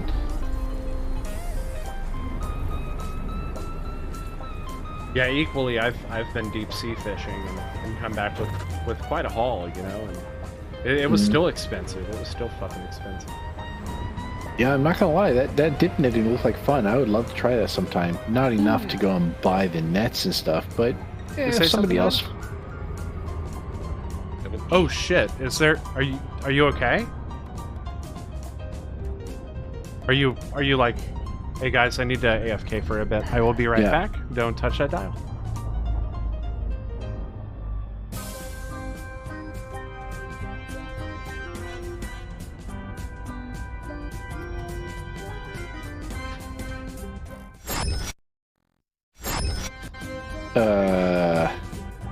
Okay, I guess it's on me now. Oh no, it's on Sycon. Sycon, you're the star of the show now. Well, that's art. No, I'm just kidding. Sounds like my sister might have cut herself or something while prepping dinner. What was I gonna say? But yeah, so I mean, it was so between getting to introduce the VG to Streets of Fire and then the Last Starfighter. I love that movie. How did he react to that? So at first he was like, wow, like sort of like a little bit of silliness, but then afterwards, like, he goes, man, that was actually pretty good. And actually, I was kind of surprised that that your sister hadn't seen it before either. So remember that my sister moved away from me when she was like 6 years old. So I wasn't there to provide a lot of this cultural context that you're now providing. So thank you for that. Although what was really interesting was, so do you remember the movie Clerks? Of course. I have a signed copy. Do you remember the TV show Clerks? Yes. The Yeah. animated show. Yep. Do you remember the episode where they had the whole Temple of Doom thing? Yep. Where they crossed over into the Last Starfighter. Yep. I And remember so- that. So I played that clip for him. He's like, "Oh yeah." I was like, "Yeah, that's where they got that from." That's why I was like, "Go, sexy Randall the Pharaoh Wizard."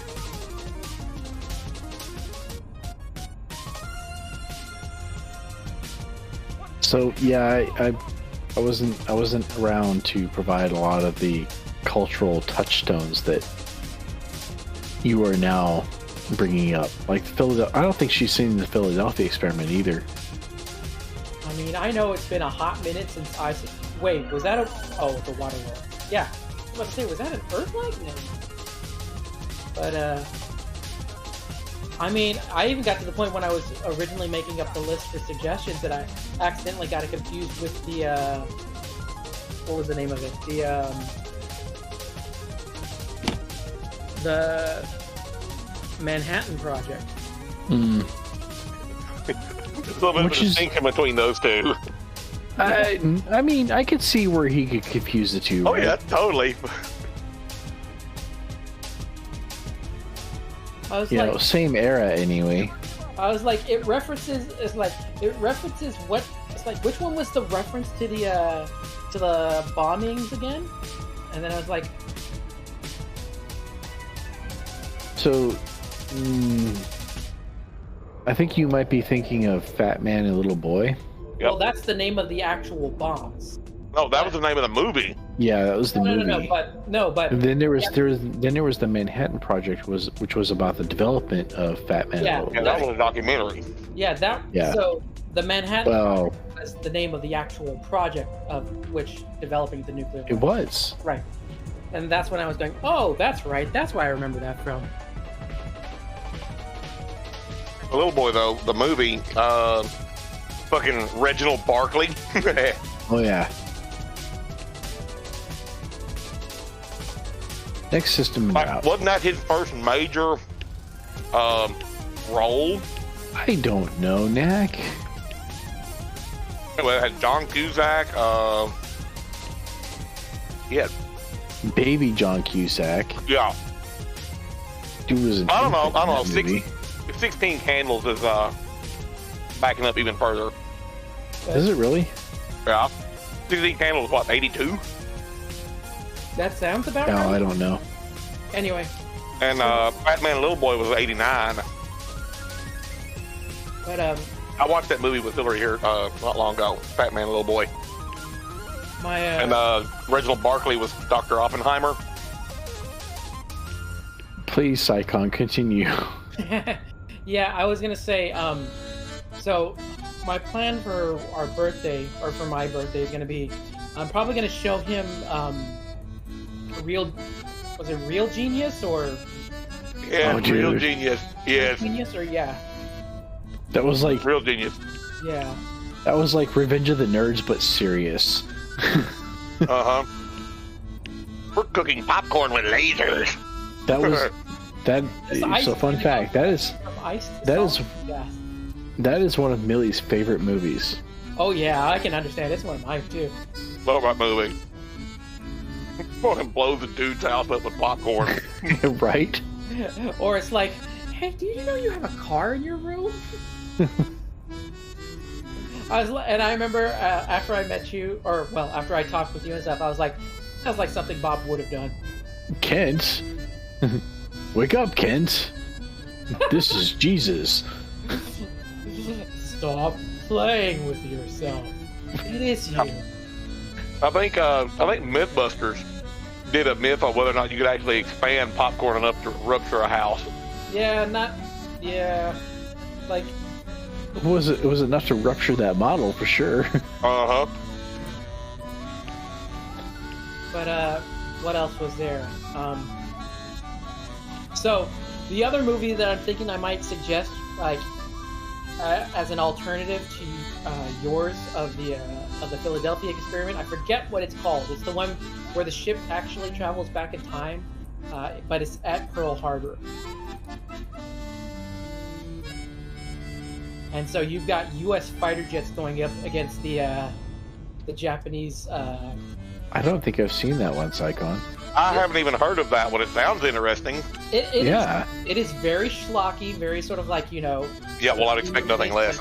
But, like, so so I don't know if it's like through a wormhole or something like that. It travels back in time, and they're sort of like, what the heck's going on here? And so, like, you know, and it's got like actual fighter jets from like 80s, 90s era, I would imagine going up against Zeros, right? Going up against Zeros, and then they also have to, and then they also end up rescuing, like, I think a couple of people who were originally killed, so they have to take them on board the ship when they travel back into the future. Although I don't remember if they actually mentioned, like, you know, them having an impact on what would have happened if they had actually defeated the Japanese Zeros before they Pearl Harbored.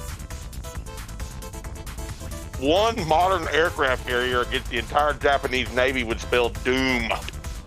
Yeah.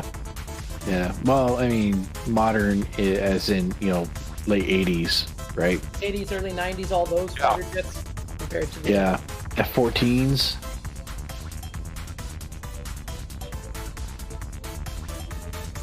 And it was a funny memory thing, because I remember when I was watching, I was like, you know, they're not totally sure what's going on, but they're like, we have these aircraft and they're flying over towards Hawaii.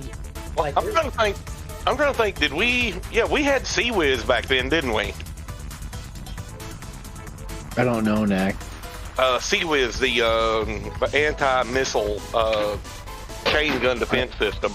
I don't know, Knack. I'm pretty sure we did.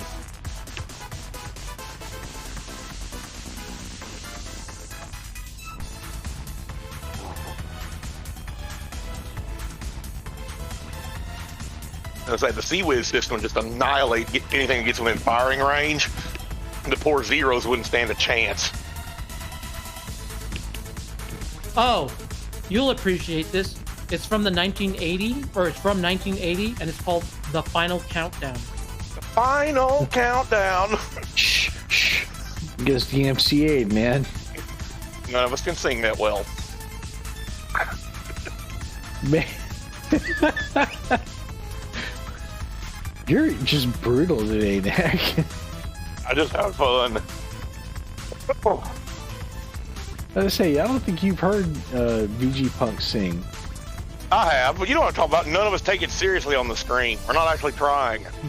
So, Oh, man. so one of the interesting facts about that movie is it was actually set on board and filmed with permission. Set on board the USS Nimitz and filmed with permission. So.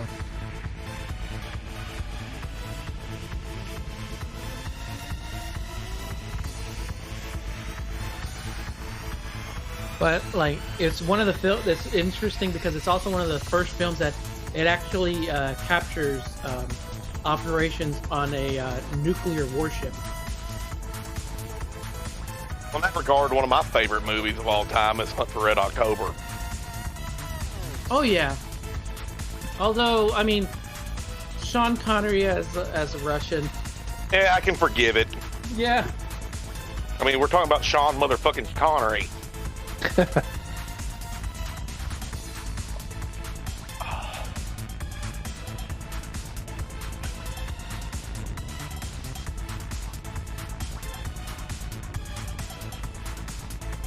Hey, how many Jack Ryans have we had at this point now? 4, 5. I've never watched any of them. So let's see. We had Clear and Present Danger, which had Harrison Ford. Yeah, he was 2 of them though. Yeah. There was one that was there was a Jack Ryan Amazon series. Mm-hmm. And There still is. And then there's also The Sum of All Fears. yeah, what's his name? Ben Affleck. Ben Affleck, yeah. And then there was Alec Baldwin in the Hunt for Red October. My favorite 2 was Hunt for Red October and Sum of All Fears. The Sum of All Fears was great. But the only reason I give the Hunt for Red October the winning score in that one is I love naval submarine movies. Same way I love me some time travel movies, right? Mm-hmm. Like anything that messes with time travel, I'm on board.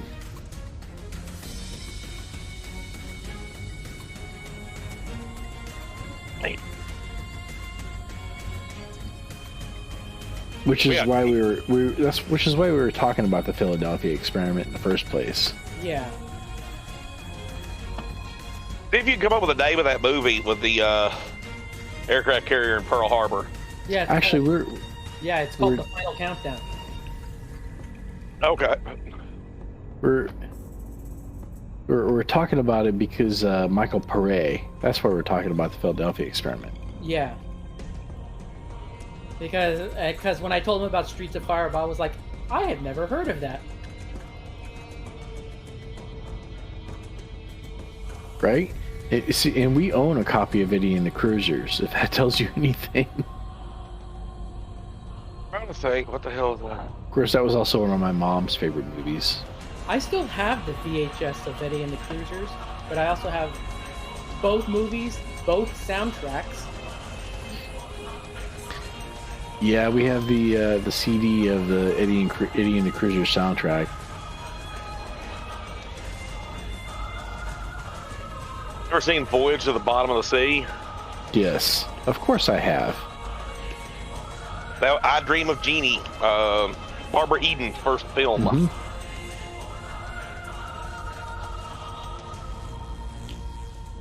And she was good too. Actually, I think she was the best actress or best actor in the whole film. The rest of them are kind of like blah.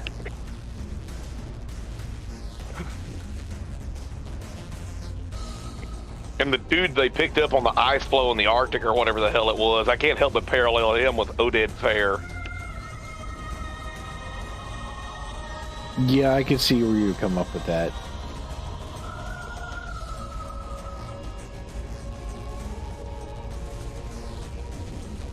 I think Oded Fair is a very underrated actor. Everything I've ever seen him in, I absolutely loved him.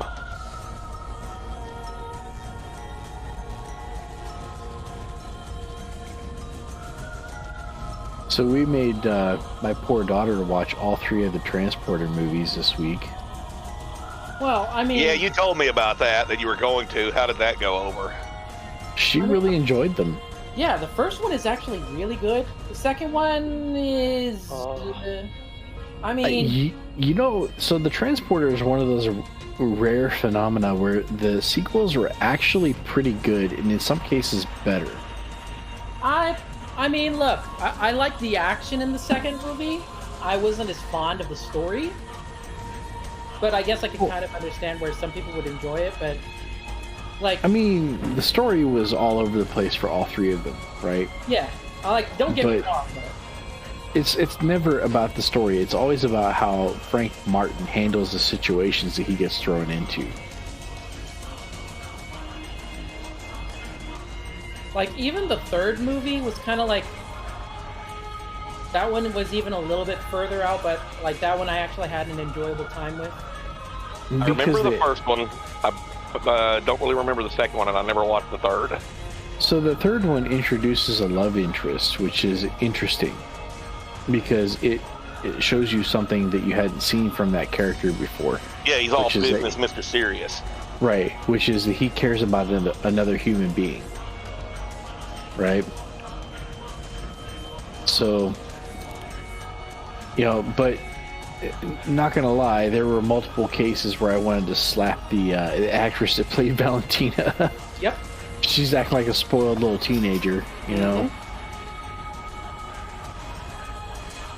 Now, there was also a reboot one, wasn't there? There was. We haven't watched it, and I don't know that I'm going to. I wouldn't. I mean... I thought that the original trilogy wrapped everything up pretty nicely, and I didn't feel any need to continue with that. I think I'm thinking of the reboot one instead of the actual third one, because the reboot one was sort of like...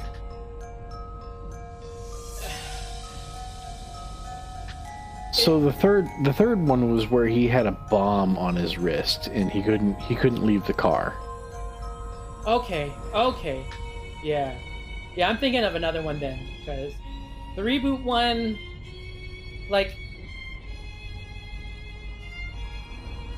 it was kind of, I don't know, it like, I was just like, okay, I get it, you're still doing some of the story stuff, but like, it looked like it was really starting to venture more into sort of the territory he would explore with the Fast and the Furious stuff. Yeah. So... the only movie along those veins where I thought the original trilogy was good and they come back with a reboot on it and I actually appreciated it was actually decent was the Bourne Legacy with Jeremy Renner. Yeah, like I actually like Jeremy Renner in that Bourne role. Mm-hmm. I watched it thinking it was going to be kind of crappy. No, it was really good. You got more of the backstory of Dreadstone.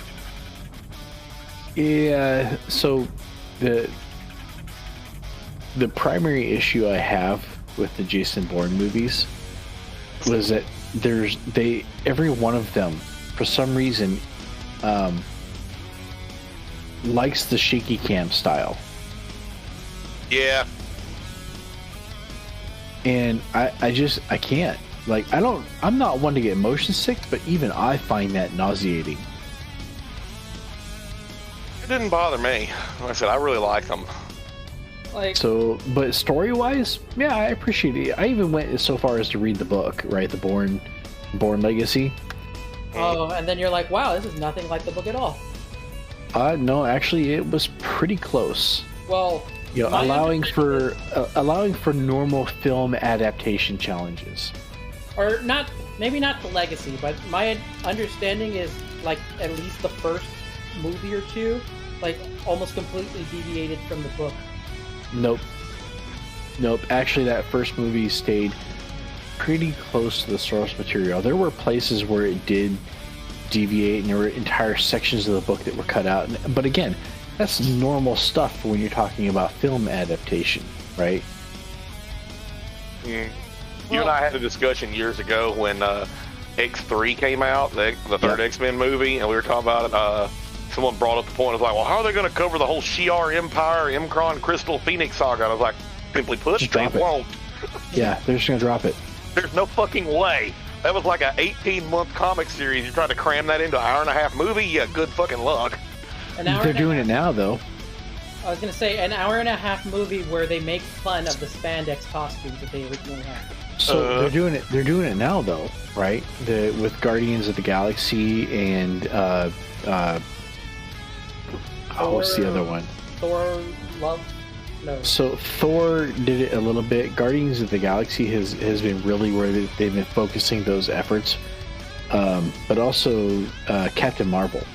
Oh yeah. Well, right? I was gonna say. I mean, also, look at that. Look at the ending of like Loki. Haven't watched it Bob yet. hasn't watched that yet. Yeah. You're ready to binge it though. We have we're up to where we need to watch the last episode. We haven't yet. Ah, okay. But like, look at what they introduced with Loki series so far, which from what you've seen, like.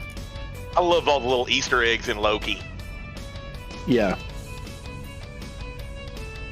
Like where they're panning to the underground bunker, and you see the shot of Throg in the jar. Mm-hmm. I cracked up over that, and he's sitting there jumping at Mjolnir. I was surprised at how much I cared for Owen Wilson's character Mobius. Oh, everyone loves Owen Wilson. Owen Wilson nailed that, though. Yes. He nailed Mobius. Right? But see, for me, the shock was, when did Owen Wilson get old? Yeah, right. When did he go gray? I mean, what the fuck? Well, I'm trying to think of the last movie I saw. I'm trying to think of the last movie I saw with him in it. I think it was Marley and Me. And that was, what, 12 years ago? Yeah.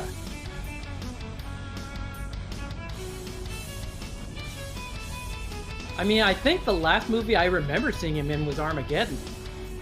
Yeah, but that was 1998. Yeah. I mean, since then we've had,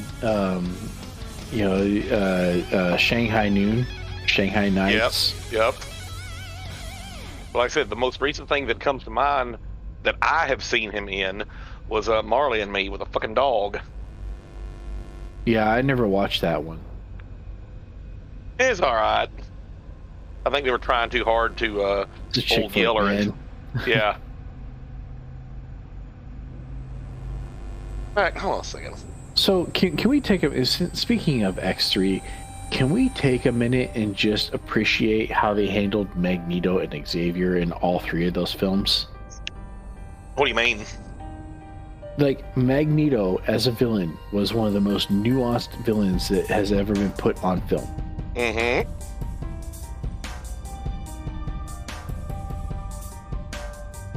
You know, right down to the scene where Xavier dies and Pyro's like, I wish I could have killed him myself. And Magneto shuts his shit down. Yep. Right? File that under movies where the villain actually had a point.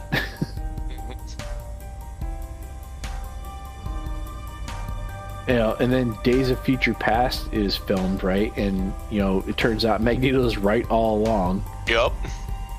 Like I said, just because he was, so to speak, the bad guy doesn't mean Magneto was ever really evil or wrong. Right? Heck, even in the comics where he was like, he creates his own place to live and like Asteroid M. Yeah, like as an asteroid, just to take it away from the Earth, and then like, you know, Charles sends the mutants up. It's like, he's not even attacking Earth, dude. He's just leave him alone. Just leave him the fuck alone. Hey, bro, welcome back. Everything Thank okay? Yeah, my wife got in a fight with a wasp inside the house. Oh, damn. And, She okay? She got stung, so we were dressing that up real quick. And, I'm back. Yeah, she's all right though. It didn't puff up or anything like that. It's just kind of painful. Oh, I forgot about this. Yeah, there's one movie with Owen Wilson in it, Bliss. I forgot all about it. Never But seen yeah, it. It's new. She's fine. It lost its life. The hell is Mastermind? Gathering information. Which, you know, shit that fucks with my wife tends to lose its life. Tends to die. Rar, you go, hubby. No, I didn't kill it. She did. I don't need to fight all the battles. This is what happens when people fuck with the Taylor kids, man. That's true. I mean, I remember getting a phone call when she broke a kid's wrist when she was in high school. I was gonna say, I mean, I've been reminding you about this Twitch chat stuff for years, or it feels like years. Oh, here's another movie I forgot about. I have seen this one. No Escape, Owen Wilson movie. Sorry, Zoolander. we were talking about how Owen Wilson looked old in Loki. Loki. It's gray, man. I haven't Owen seen Wilson's not Loki allowed yet. to go gray. I didn't know Owen Wilson was in Loki. Yeah. Is he One still of the like? main characters. Is he still doing the like face? You know the. No, dude. He's a freaking investigator. Like, he's a detective. He's good. Scanner mode. He's freaking good. See, I hadn't spoken to you, Bob, like in the last 2 weeks. And like I said, the last time I talked to you about it was you were holding off on watching any Loki until you were ready to binge it all. Yeah, so we started watching it when there was about 4 episodes out. And like I said, we're up to, you know, the last episode is out, and then all that drama happened. We really wanted to watch it with Tyler because he was also watching Jumping it, to next system. and just haven't got to it yet. So we might sit down and watch that tonight. I'm not sure. Mm-hmm. It was good. I enjoyed it. The day's been pretty exciting. I was gonna say it's a damn shame you haven't seen the last episode because I almost blurted out a damn spoiler. Knack, don't do that. Yeah. Knack, no. So Knack, I don't care about spoilers, but these guys might. So I haven't seen it yet. I'm working on it. So give me a minute. Yeah, this is one of the peculiarities of my memory, right? Nat could blurt all of the spoilers right now, and in 5 minutes from now, I won't remember them. Okay, Dory. The Explorer. But if he types them out,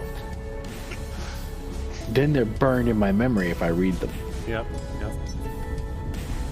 What the fuck is this? Well, this is Elite Dangerous. It is a game that everyone hates right now because they made some changes and did some dumb stuff. And Frontier broke some promises. No, I was going down the list of Owen Wilson's filmography, and I run across one here from '99 called The Minus Man, and he's a serial killer. I have not heard of that. So, But he's like taking out the dregs of society. Commander VG Punks, Yes. add to your notes of interface changes. When you are on Sycon's view, our cameras are much smaller and squished down into the corner. What? Oh, that's because Owen Wilson was in So, Anaconda. I don't actually know why that is. I thought I had copied everybody's like transforms exactly, but apparently in Sycon scene I messed everything up. I don't know how. But then again, I was just like, so I'm just poking around with stream elements, right? And I was like, let me get it to where the notification little post thing that comes up when somebody like follows or subscribes or whatever is like right underneath my camera. So I was like, how many pixels from the top is my camera? And the answer is 480 pixels. So I was like, okay. So I set the thing to 480 pixels on the top quadrant, or on the top of the little widget, and it was like right on top of the bottom of my camera. And I was like, wait, so you're gonna sit here and you're gonna tell me that 480 pixels is different on my 1440p presentation of this screen, or representation of this screen, than it is on this 1440p representation of this screen? I find that very hard to believe. But yeah, I wound up having to do like just kind of guess and like pick a number, which isn't at all ideal. I don't know. I don't understand. Like, just when you think you understand math, like, they're like, actually, you could have the same number and it be a completely different number. Fuck it. Why not? Fuck it. Because apparently 1440p in OBS is actually not... no. And I'm just dumb.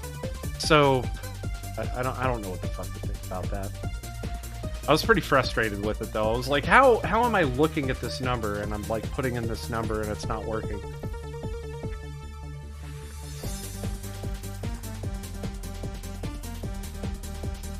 Space Dance. I don't know what this game is. Has anybody played Zanak? No, I have not. I've not even heard of it. We've got Zanak on our stream right now. Yeah, I'm sitting there looking at the Rainwave. Yeah, I've never heard of this. Like, who put music from Halo 5 in here? Have any of us even played Halo 5? I have not played Halo 5. I've played Halos 1 through 3, and I've played Halo Reach, and I called it quits at Halo Reach. I would have called it quits at Halo 3, but I don't know, my drummer was really into it, and I was like, I like multiplayer games too, but Halo was not my cup of tea. Halo 1 was fantastic. Halo 2 was absolutely awesome. Halo 3 was, it was alright. Halo Reach was like, what are we playing? I'm sorry. I remember when Halo 3 came out, there was a bunch of shit going around because if people remembered what happened when Halo 2 launched.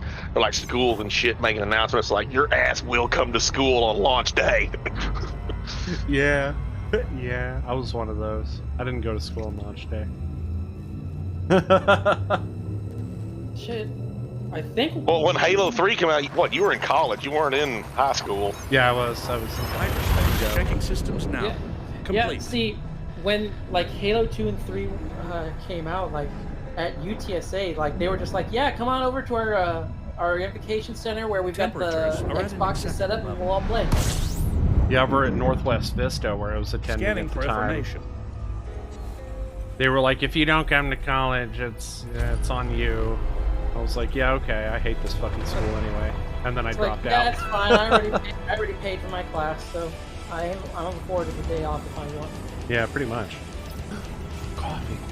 I love coffee.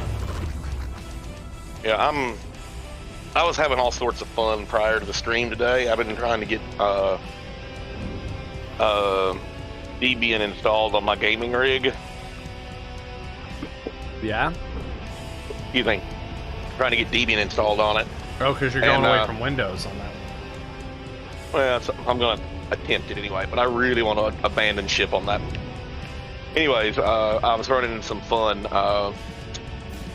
Apparently, with my graphics card and my MST hub that I'm using, it would crash whenever it go to boot because Debian doesn't have the genuine AMD driver by default. Question. Course adjustment. Why not go full ass SteamOS on your game? Excuse me. I could, but I'm more into Debian. I mean, that's fair. I'm just curious. Because I think if I really went full on gaming rig, I'd probably build a SteamOS. Well, like with all the stuff, like I said, I really want to give it a whirl. Because the games that have problems running on Linux is mainly due to the anti-cheat software, which I don't play any of those damn games anyway. Fair. So, like I said, we're going to give it a whirl.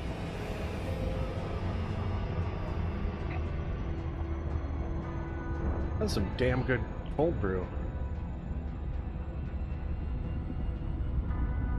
Chrissy got us these little personal blenders,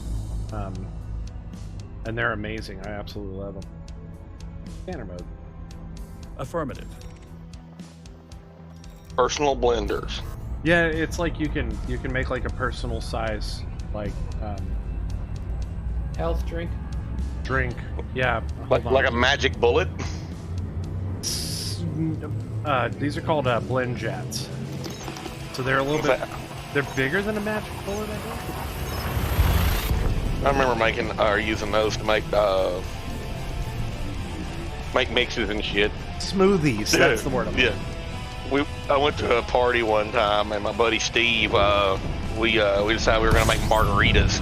And he got this tarantula margarita mix and some tarantula blue margarita. Well, that stuff wasn't exactly top shelf. When it was all over and done with, we ended up throwing the damn blender away. Oh wow.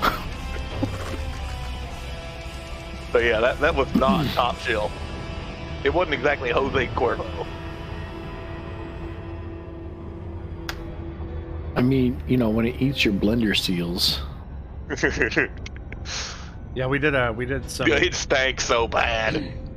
Yeah, she did these like really good, like it was like coffee. What else was in those things this morning, hon? It was like coffee, peanut butter, coffee, banana, kale, peanut butter, oat milk. Sounds like we got some Macarena going on here. Yeah, that's what I looked at. Diamond World, Solar Jetman.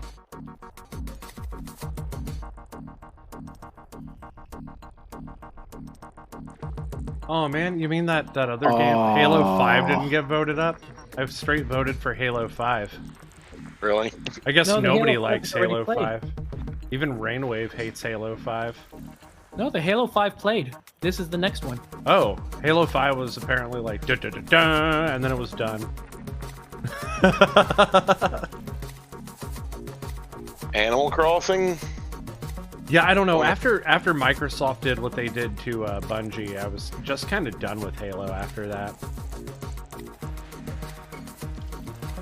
I don't know. Like, Microsoft took Halo and made it more of a marketing campaign than a game. Well, What? they like money. What did you expect? No, yeah, no. I mean, I don't see why they canned Bungie in the beginning, but I guess whatever. Like, hey, you guys are making us money. We'd like to fuck you over. Some. I hate microtransactions. Yeah, microtransactions do kind of suck. I mean, okay, let me be fair. I really like the system. I feel like the systems where like you're doing it as like a cosmetic thing, where like, hey, we put out all this cosmetic stuff, and like we still need to make money with this game. That makes sense to me. This like, we're gonna just make our game pay to win.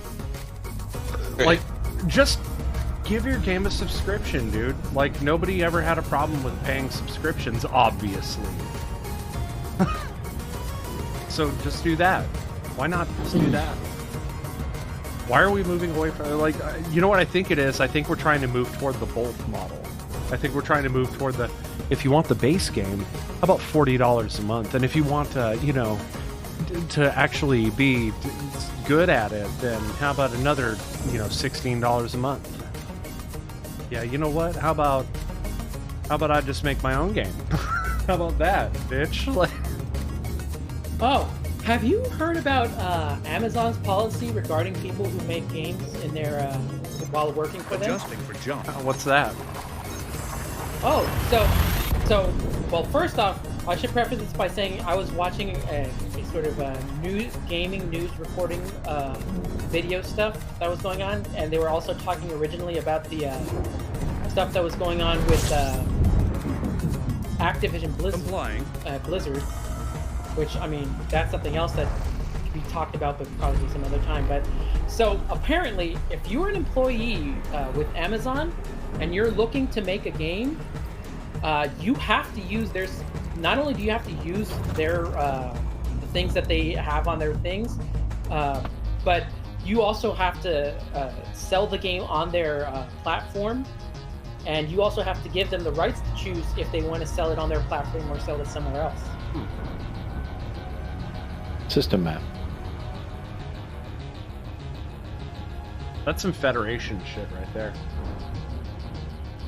I mean, the main thing is just like you don't make it anything like while you're working with them, or you don't let them know about it. Yeah, That's standard corporate politics, right? If you are doing anything while on the clock, right, they're paying you for your time, and if you're spending that time producing intellectual property, then they own that intellectual property. Yeah, that's standard Federation law. It's right there. Yeah. On the books. Corporatocracy law. Well, the thing I found interesting about it, at least, was so if it has any sort of I guess cloud capability, or you're thinking about any sort of like cloud integration, like you have to use the Amazon service that they use for that type of stuff. And even if you're not using even if you're not planning on integrating any security, you still have to purchase all the Amazon security protocols and implement it in there. It's weird that they didn't go the route that Google went with their 20% projects. I'm pretty sure we've discussed that on the stream before, but in a nutshell, like all the employees that do dev at Google have like these 20% of their time during the day is supposed to be devoted to basically study, and you do it by taking on these 20% pet projects. So Google Earth is one of those projects. System they have multiple other things that were good enough for Google to like pick up. But that's the kind of thing that I can get on board with. Like that's kind of cool. Getting paid to like, hey, study your craft. Don't just, put all your time into the task before you, but also, try to expand your knowledge. Google is trying to drive innovation with that. As well they should. Course adjustment. I posted a link in general. Also, if we're going to talk about bad movies, as well as Google and Owen Wilson, we can talk about the internship. Scanning for information. Never watched it. Likewise. Yeah. So. Oh, I was going to say the internships that I've been applying for that are like, hey, you need a bachelor's degree, and I was like, that's not the point of that's kind of the point of an internship, is you're in college. So asshole. So if you ever watched, what was it? The Wedding Crashers. Mm-hmm. It's essentially the same movie, except the premise is that Owen Wilson and what's his name, because it's the same duo, Vince Vaughn, are formerly is sort of like door-to-door salesmen, and after they're laid off because their jobs don't mean anything anymore, they figure, well, we can work at Google. So they become, okay, yeah, I've heard of this movie. Somehow become interns for Google. Scanner mode. Acknowledged.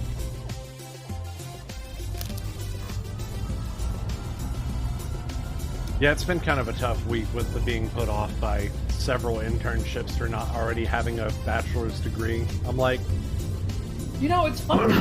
Usually when they advertise that, like, they say you need the degree or the, you know, the experience level Now engaged. accumulated. this is literally an internship. This goes hand in hand with being in college while you're working. That is what an Hull internship integrity is within is. limits. You are All other currently systems working are at on a normal degree. levels. We have a name we already have a name for Stand by. jobs that you Scanning get after now. you've completed Collating. your Compiling degree. data. They're called Updating entry record. level.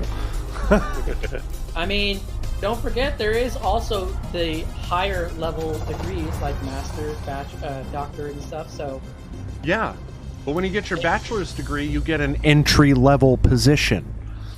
not if you're going for a master's degree. If you're going for a master's degree, you've already got your bachelor's degree. You're already capable of picking up an entry level position. That's the point. Like, that's the fucking point of the degree. Like, System map. I feel like that was just life's way of kind of rubbing my nose in it. Like, haha, you're fucking turning 38, bitch. You should have fucking graduated college years ago, you fucking worthless scumbag. Scanner mode. Okay, Commander. Okay. Yeah, I don't jive with that whole setting. Yeah. It's been stressful. It's been stressful. Frameship now engaged. No anomalies. I don't jive with education environments. Yeah. Clearly. Yeah. I mean, look where he's Confirming living. exit point telemetry. Education probably doesn't Stand sit by. well with him. See, I was not gonna be a dick about that. Like, Cartography has now been updated. I mean, look where we're living. No, just what I'm saying is I do not like the school environment. you don't like I higher don't education. learn that way. No, I get you on It's that. misery.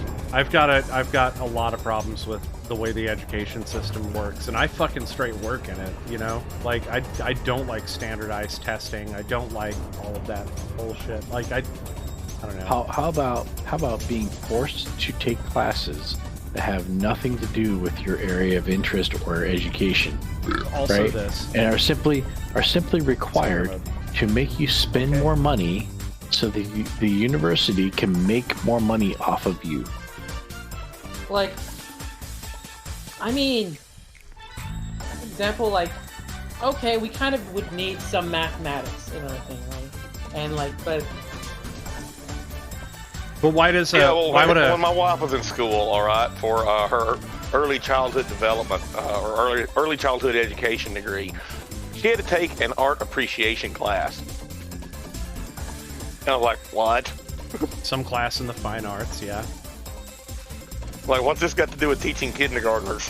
These little snot-nosed kids don't know shit about art. Now, okay, see, you have to see the terrible dregs before you can appreciate what the kindergartners are finger painting. I feel like with art, everybody should have some kind of experience in some form of art, whether Experience, but you shouldn't have to pay for that. it's It's not education, it's experience. Precisely. Some, like, in school at some point, instead of being like, you could take PE and have all the fucking rich jock kids beat the shit out of you, or you could take band. Maybe I'm just talking out of your self-experience. I totally get it. I'm saying, that's what I I'm don't saying. know, It's like, I simply won't do that. I will not engage in that bullshit. I don't care. All the rich jocks beat the shit out of me in middle school. It sucked. Really? Yeah, that happened. You weren't a hill troll then? No, I was a hill troll, but that's exactly why they beat the shit out of me.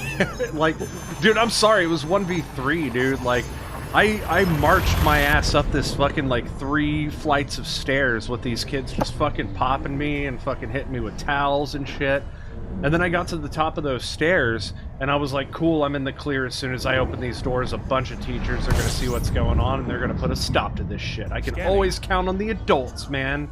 I've been taught to count on the adults and the authority figures in my life, and I came out those doors, and 3 teachers walked back into their fucking classrooms, and then I started throwing punches, and I nailed like 2 people that weren't involved, and I nailed like 2 of the kids that were beating me, and I got taken to the office, and I got given a week suspension, and I was like, are you fucking kidding me, dude? I was getting the shit beat out of me for so long.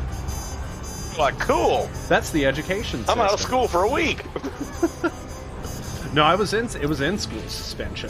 Oh, that sucks. Yeah. They were like, no, you can't read books. And I was like, can I computers? And they were like, nope, you have to do homework. And I was like, I don't have homework. It's been a whole week. I don't have any homework because I haven't been to class. I'm failing now because I've been in suspension now.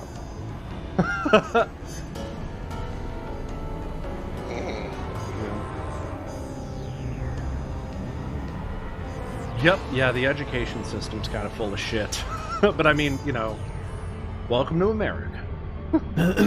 It is. I thought I recognized this tune a little bit, although probably not as well as Bob recognized it. Well, I wasn't paying attention a while ago to what was playing, but I recognized the chocobo as soon as I got to the that part of the song. I'm like, oh, I know what this is. Da, da, da, da, da, da, da, da, da, da, da. Slam Davis. Wow. Yeah, but with a trumpet too, like with a Harmon muted trumpet. Yeah. Oh yeah. I cannot hear a Harmon muted trumpet and not think about was it Deep Space Nine? They used the Harmon, or was it Voyager? Intro. Yeah. I think it was Voyager. Yeah, I think it was Voyager. They used the Harmon muted trumpet. I don't like Harmon mutes. They make the trumpet really tinny and nasty. I don't really like it very much. Yeah, That's the point. That's not a sound I like. Yeah, it's like you've got the chalkboard with your nails there, and you're like, come on, man. This is the music for Zozo. You're not supposed to like Zozo. Zozo is a horrible place. But there's other ways musically that you can create discomfort without creating, like, you know, something that's like auditory tunes. Yeah, like auditory diarrhea. Like dissonance is one great way of doing that, or you know, key changes are another really great way of doing that without having to resort to, like, here's something that sounds fucking awful. Speak for yourself. I enjoy this. Scanner mode. Yeah, I was just saying, Aye, like, this muted trumpet doesn't bother me in the least. Yeah, but then okay. I challenge you. You're not going to do this, but I totally challenge you to get to the city that's like super overgrown and Bravely Default 2 and tell me that you still like that kind of trumpet. Yep.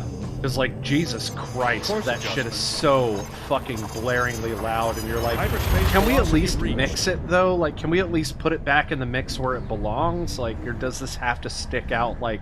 Okay, so, that's not the musician's fault, that's the sound engineer's fault. That is the sound engineer's fault, but the sound engineer should be a musician as well. Scanning now. Otherwise, what are you doing working in music, frankly?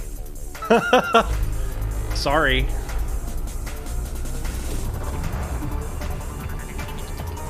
Unpopular opinion, I guess. Like, but your sound engineer should not just be some manager at Target. Also, I would not mind that sound blaring at Fortissimo because I actually enjoyed that timbre. Yeah. I don't. That it sounds fucking terrible. Just very tinny. Like, I'd rather hear a French horn or something. It's nice and full. Again, it's supposed to sound tinny. Acknowledge. Yeah, like, I like that style, especially because it sounds tinny, because it has, you know, basically it reminds me of the style of sort of like 30s jazz. I'll go with the original. I'll go with the original Zozo any day of the week, though. Yeah, okay, but now you're talking umatsu and working with 90s MIDI instrumentation. Right? Correct. The way that the song was originally intended. Mm-hmm. Yep. That's what I'm talking about. MIDI music. Am I saying that the interpretation of that song Scanning using for a harmony information. mute was, not as well executed as the original? Yep. That's what I'm saying.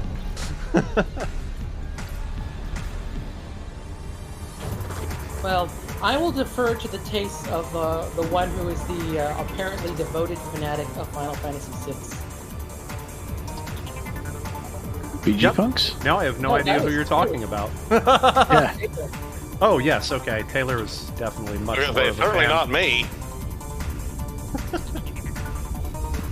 Sure, yeah, okay. Anyway, scanner mode. Sonic 3D Blast. Absolutely hated that game. That was Game Gear, right? No, Genesis and Scanner. Saturn. Acknowledged, Commander. What was the? Are you what's the kidding one me? on- They never made any games for the Game Gear. Wait, what? I mean, it's just a joke. But Oh, I was like, it's like making games for the PSP. I mean, the Game Gear is basically a handheld Master System, right? That's all it was. pretty much, yeah. Yeah. I was don't know. There was some decent stuff on there. I owned a Game Gear back in the mid-90s. When I so desperately wanted to get the attachment to let you watch TV on it. What was the? Yeah, it had the rabbit the ears TV on it and tuner. everything. Yeah, the TV tuner, the FM tuner. Here we go. I What? had that. What was the best Sonic game on Game Gear, and why was it Sonic Chaos? Never played Sonic Chaos, but I Sonic did play 2. Cripple Trouble. So good. So Sonic good. 2 was the best game on the game. Best Sonic game on the Game Gear. I had Sonic 2. I didn't like it as much as Sonic Chaos. Like, Sonic Chaos didn't feel like it was a frame rate nightmare. I don't know. I had Sonic 2, though, and it was a good game, but, like, Sonic Chaos just kind of brought everything together and just felt like more of a complete package. I tried to avoid getting games that I already had copies of on for the Genesis and whatnot. So like I said, I had The Sonic games on Game Gear were vastly different than the Genesis games. So you missed I out. didn't know that at the time. Yeah, they were way different. In the adaptation to go from Genesis to Game Gear, they became wholly different games, and in some cases, different enough to they were similar in title alone, and that's the case of Sonic 2. It was unfortunate. Like, I wish they would have given them their own names, kind of like, Nintendo saw that when they made Mario Land. They didn't try to, like, oh, it's Super Mario Brothers. Like, nope, this is Super Mario Land. Yeah, you thought it was Toadstool, but it's actually what's her name? Daisy. That was where Princess Daisy came from. Oh, Daisy, Daisy. Oh, Daisy, Daisy. And she'd always mutate into a bug or something. Yeah. And you'd be like, Daisy, give me your answer, dear. That's enough, Hal. Yeah, I'm sitting here thinking those exact words. Pod bay doors. I'm sorry, Dave. I can't do that. Initiating. Oh, I'm sorry, here with Bob. Voice control on. Scanner mode. Am I here with Bob? Wide or did awake, Bob Commander. just leave? No, I'm still here. I'm heading out to this other terraform to go map it. Are you guys ahead of me? Am I I bringing don't up know. Probably. I think I just found an ammonia world or a water world. No, neither. There's neither here. Okay, then it must be a place that you just left in. 'Cause If there- it's within 150,000 light seconds of you, then yeah. well, it's because I see your beacon, or at least the signal for your beacon. I could smell your Yeah. bacon. No? Because I get that. I save all that bacon fat and then I use it for deodorant. Sexy. Yeah, that's pretty hot. Hey, Mark, did you check out that picture I put in general? Oh shit, I forgot all about it. Let me take a look. That wasn't the right general. Oh, the truck? Yeah. Is that your free truck? Yup. That's a nice truck. It looks roomy. Oh, it is. It's something I don't actually have to All get in, integrity feel is cramped within in. limits. That's All cool. other systems are now at How about your passengers behind you, though? Oh, they're in good shape. Oh, okay, that's good. Scanning now. That was kind of some of my biggest problems with trucks, though. Well, I've got a few problems with trucks. Most trucks are like not very accommodating to tall people who wind up having to sit in the back. My biggest problem though with trucks is like drive around Texas for a few, for a few weeks, and you're gonna at least see one Or motherfucker. Alaska. Well, I guess Alaska. But you're gonna see that motherfucker that has the fucking most enormous fucking truck you've ever seen in your life. They don't haul anything. They don't even have like a family or anything to squeeze into the cabin. Like, it's just like some dude just fucking driving a truck around. Like, what the fuck? The hell of it. For the hell of it, yeah. The giant freaking 12-inch tailpipes on the back of it, and the Rolling lift coal. kit. The lift kit with the freaking 4-foot tall tires, right? Yeah, And I feel like- I built one of those for a guy I know about a year ago. A 600 horsepower 4-wheel drive 4-door monstrosity jacked up. Yep. And, And you know they never go off-road. they ever. never Oh go no, off-road. this guy does. But you see, that's the thing. Like, most of these guys never go off-road. They never haul anything. They never do Yeah, it's a anything that pavement warrants. queen. Right? It's like a... What the fuck? They've got the rubber testicles hanging from the freaking Nuts. ball hitch on the back. Yeah, you know what I'm talking about. Those guys. Point telemetry. Stand by. Right? By the way, that's called the bro truck. Approach. Scanning. That... Yeah. I never Maybe knew where that. you come from. Up here, we just look at it and go, I wonder if he's compensating for something. That's some frat boy culture That's why shit you right said there. it's a road truck. I'm serious. Google it, bro truck. That really is. Like, that really does pair it with frat boy culture. Wow. So Scanner mode. yeah. I'm dead serious. Google it, bro truck. See what you Yeah, get. no, I totally... Now I'm curious. And Knack, every one of them has the Calvin sticker on the back. You know what I'm talking about? It's on a different brand. Yeah. I'm What's guilty. I had that in my truck for years. what's the Why term am I for not like surprised? what's the term for like the hoity-toity like business guy who like takes out a Harley Davidson on the weekends, but like only Weekend drives warrior. it? Is that it? Yeah, weekend warrior. Like, why do you even own a Harley? Like, Because No. you do it on the weekend. A yuppie on a motorcycle. it's a yuppie on a motorcycle. Because we've met the guys who actually own yuppie the biker. Harleys and work on them, and like, yeah, like they have Oh. beards down to here, and they got leather Hang on, jackets. with I just realized patches I don't all have- over. I don't have Scan a it. picture of my Harley. Affirmative, Commander. You would own a Harley, but I mean that's very fitting of you. I think that's fitting. I don't know. Yeah, the closest thing I have is a picture of a part. Here, yeah, here's a part of my Harley. Yeah, it's the anti-theft security module that bye. I think. Hold up. I was No. gonna say, did the module get stolen? Is it How did- stealth?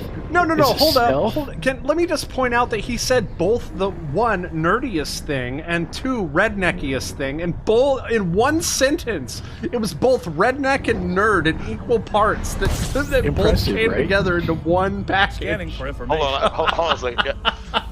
Say what? All right, back up, Mark. What are you getting at now? I said that was both the nerdiest and most redneckiest statement that I've heard this entire stream, and somehow you packed it all into one nice, neat little package. Explain. How's that? Well, let's see. Here's a part of my motorcycle is rednecky as fuck, and then you said it's the security module, and like, and that was one of the nerdier things that I've heard today. And also rednecky because it's not in his bike. Exactly. Yeah, I removed it. How did you pack those things into a nice, neat little package? And here you go, my gift to you. We love you, Knack. It's a 100th anniversary Dyna Lowrider. Affirmative, Commander. That's really cool. I want to Well, see the full I mean, bike. I mean, that's like my dad owning a Harley, right? Do what? Yeah, bro, You haven't met him, but I've got some shit news for you. He actually. I know he does. That's what I'm saying. That's like my dad, like Weekend Warrior. That's the definition of my dad right there, right?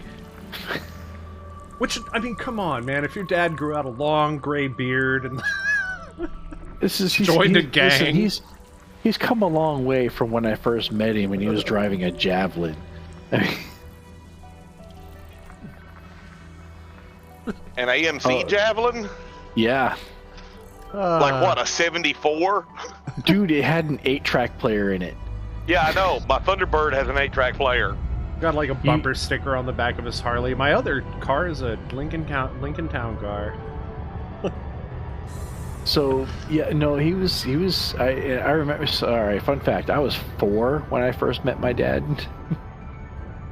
Okay, It's a so that long explains story. it. Didn't know that. That's I was gonna say an AMC Javelin wasn't that far out of date then. So he's driving a Javelin, and I remember marveling at it for 2 reasons. One, the ignition cylinder where you put the key in wasn't on the steering column where you expect it to be in It's on every the other dash car. below the It's on the cluster. dash. Yeah, that's what I'm talking about, right? You know, and second, it had an 8-track player, which I'd never seen before. In a car or just in general? In general. You know, I was 4 years old. That makes it 1982, Holy right? shit, I had an 8-track player from, like... I grew up with an 8-track player, actually, and I was born in 1983. I have Steve Miller Band greatest hits on 4 or 5 different formats. Oh, I had... I have it on LP, I have it on 8-track, cassette, CD, and I think mini disc. Oh, the one that I grew up with was Tennessee Ernie Ford. You load 16 tons, what do you get? Another day older and deeper in debt. Come on, I mean... on 8-track, yeah. My Thunderbird, my 78 Thunderbird is a digital 8-track player in the dash. That's cool. My first car had a cassette player. Driving a big old truck. Driving a truck with my high heels on. Scanner mode. Oh, where have we gone today? Yeah, we just derailed it. Like post Microsoft. Where have we gone today? Where did you want to go today? Where did you want to go? We didn't wind up there. We wound up over there. Fuck if I know. Yeah, so Commander Taylor, I see your signal is about 168,000 light seconds away from me. Told you there's a terraformable over here. I'm gonna go probe it. Well, It sounded like you Probe that shit, man. Well, the first place that I went to was the water world. Yeah, I already mapped it. Well, not according to this. Well, of course not according to that. I haven't sold that data, you ninny. got an article that popped up in my feed the other day that said Google actually admits that they're listening to people's conversations. Like, how the fuck do you think that voice fucking recognition software works? Shit. Like, you have to have people on the other side of that are analyzing the algorithm and making sure that it's actually doing the thing it's supposed to do. That's how it works. Of course they're listening. Instead of taking spoken speech and interpreting it as gibberish. I had that exact same argument with my sister-in-law here a while back. She's like, oh, I don't want any of those home assistants. They spy on you. Like, and you think your phone doesn't? Yeah. When's the last time you shopped at Target? They were actually that's to prevent people from, prevent assholes from going, hey, Google, play 10 hours of Baby Shark. Oh boy.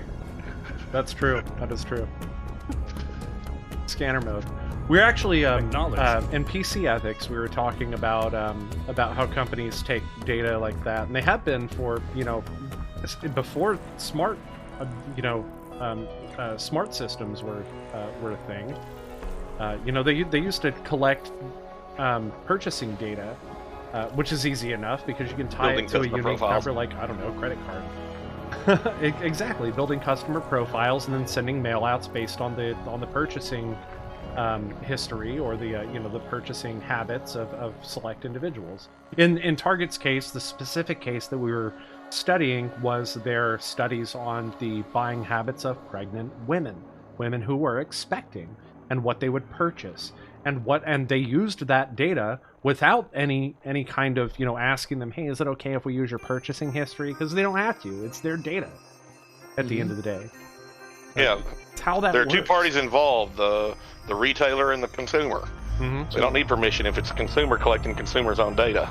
Right. So that needs, it really needs us to bring up the subject and remind people your two most valuable commodities are your time and your information. Banner mode. Protect them both. Acknowledged, Protect them Commander. both. As best you can. There's no perfect science behind it.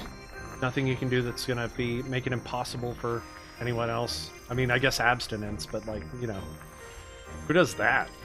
Metal Gear Solid 2: Sons of Liberty.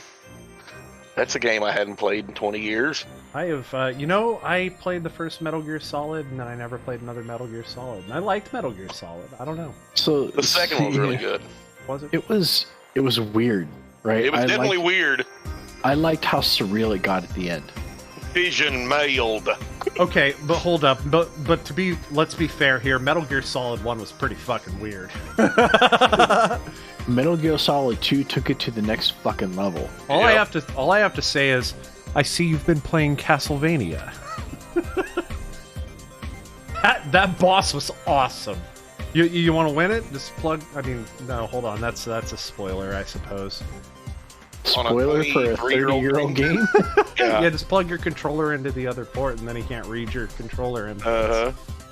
I thought that was fucking clever. I was like, ha! Well, Brilliant. It's cool. You should have played. Speaking of games that give you a mind fuck at the end, the first X-Men game on the Sega Genesis. Wait, what? The X-Men game on the Sega Genesis.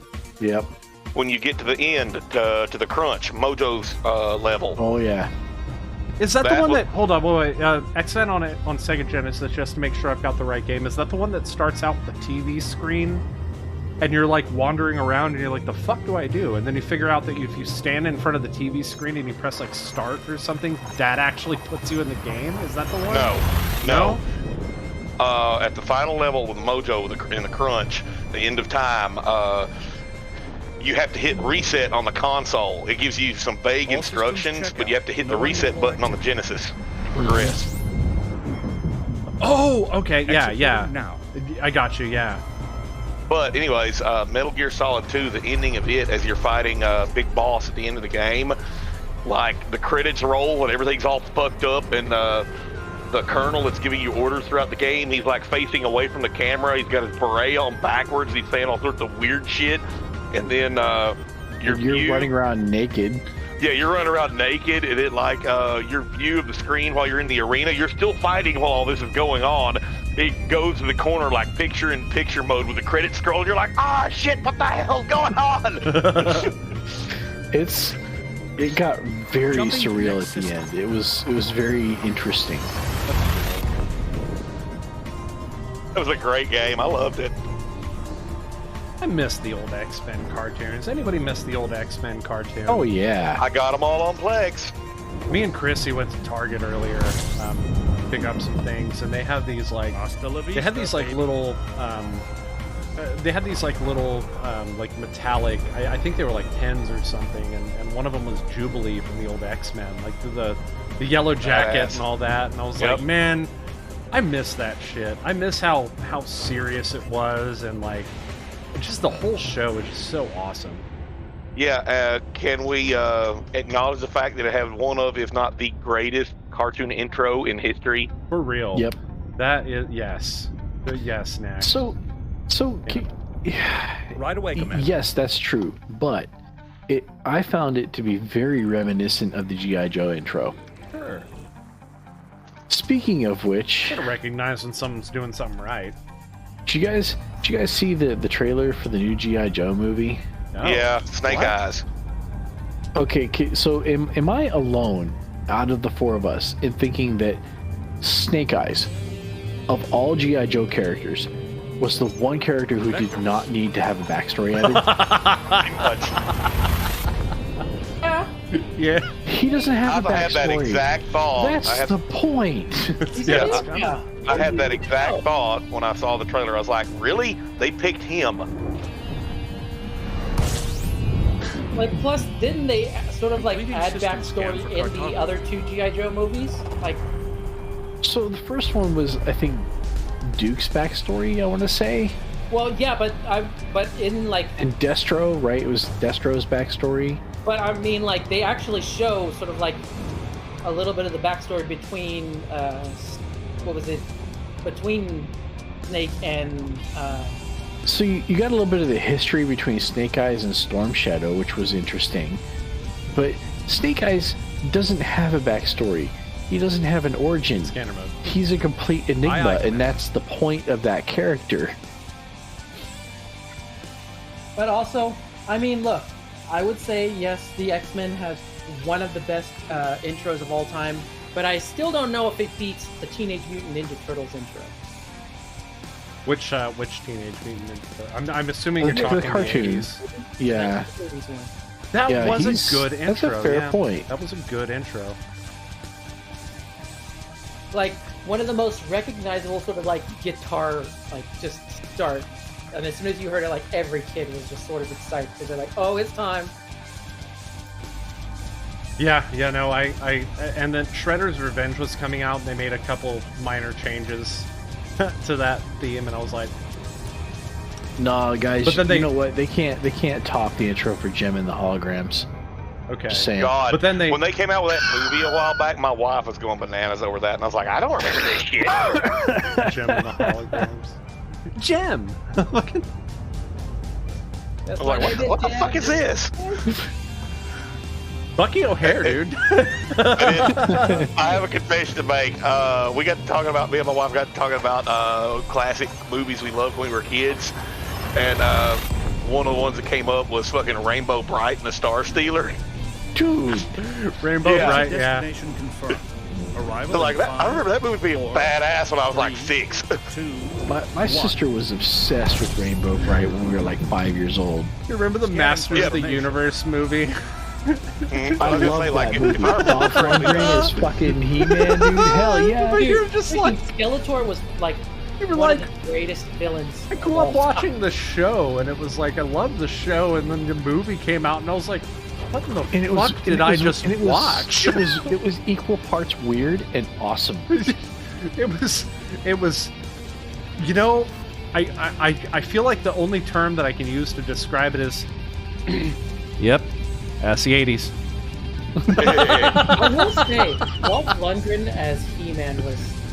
No, did a good job. Yeah, no, Yeah. I'll agree with that. I agree with that. Oh my god, I don't think I could have seen anyone else taking that role. Like, not even Arnold Schwarzenegger.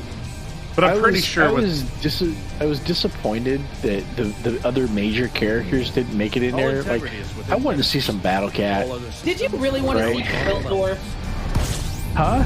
or what's his name? Stinkor. Scanning now. Yup. No, but Orko and Man at Arms, yeah, you Orko, bet. Right? Yeah, Man at I Arms. mean, you yeah. got Orca. He was Gwildor. He was the little Ewok. Oh, bullshit. yeah. I'm with Bob on this one. Bullshit. Besides, how are they gonna practically create a floating blackface? Scanner mode. No, I get Understood. it, right? I get it. They had limitations. They worked within those limitations. And the limitation, of course, really was the studio they were working with, because all that money went to Superman 3. Yeah. Well, I mean, Dave, come on. What was it Joe would have said? I mean, they're not Squaresoft. I mean, Golan Globus, like, to be fair, like, they did a lot in terms of, like, trying to bring some of these properties that they knew children would want to come see to movies. Like, I mean, oh my god, He-Man, Superman, like, I was almost surprised they didn't bring in the Turtles, but that, like, Turtles came from the Okay. same brought out, So speaking of the properties from our childhood, has anybody seen the video that's kind of going viral around the internet right now with the fully animated robotic Optimus Prime no. toy? Okay, so can we go to BRB while I have you guys watch that, because I want to know if you Link is- react. I wanna mean, know why if don't we you just go to react just the same chatting? way. I was gonna say, Sure. like, Because the issue is like we've still got like 5 minutes left. Yeah, we're wrapping up shortly anyway, so. Yeah, let's see that movie. Let's do that in closing.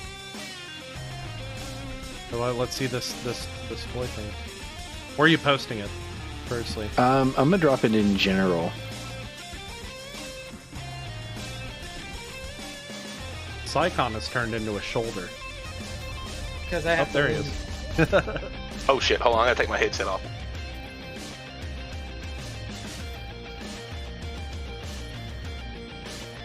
Well, not really anything.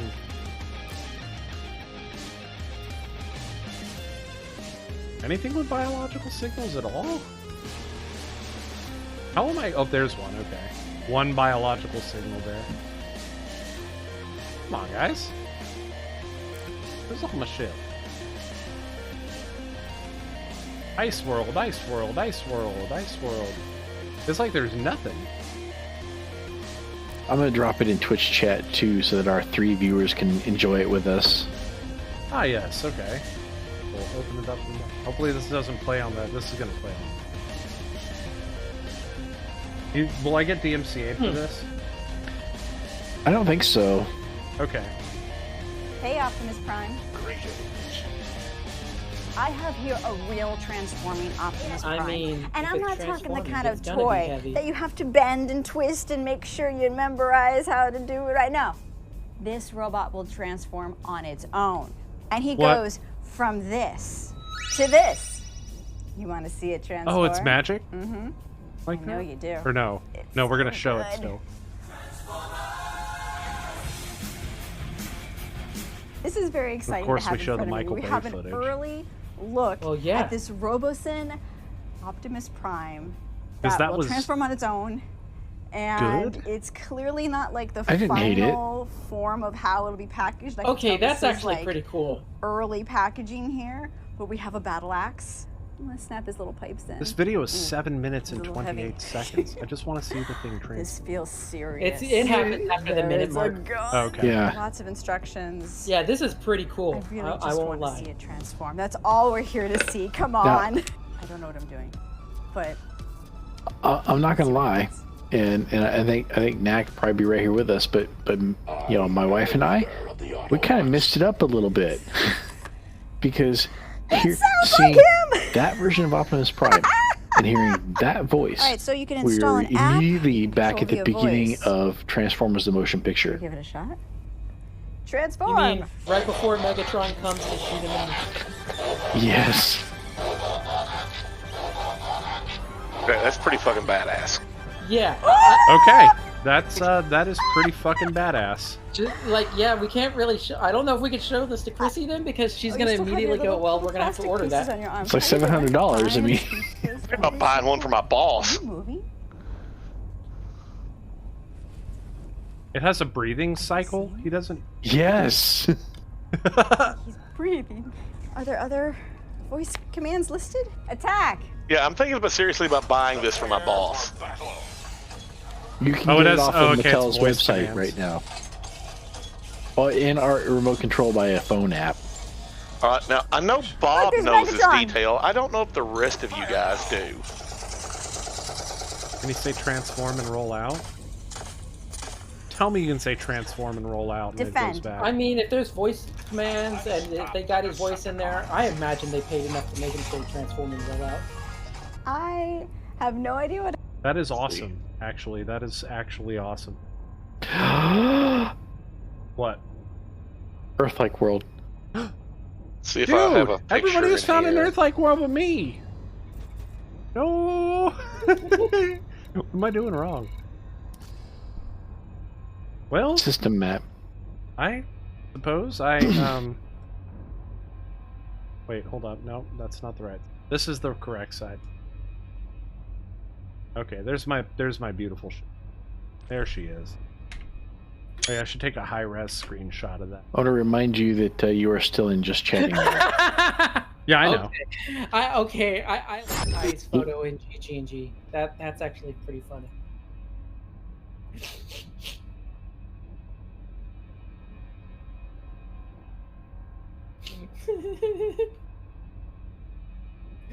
Oh, damn it, I gotta have a photo here somewhere.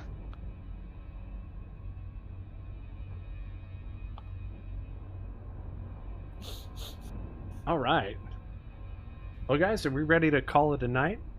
Yep. No, man, I gotta go map this Earth-like world. Oh, okay. Okay, let's go see what Bob's up to. Horrible to stop at first.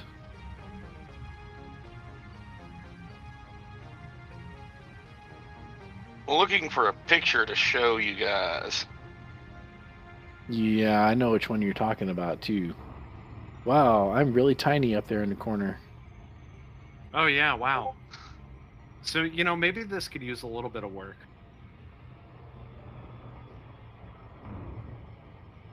This could probably use a little bit of work at least. I'm saying it. Yeah, and your cockpit view text is like not in the center like it should be. Mm-mm. Man, Need okay, it. yeah, I need to spend some more time on these scenes. I'll do that later.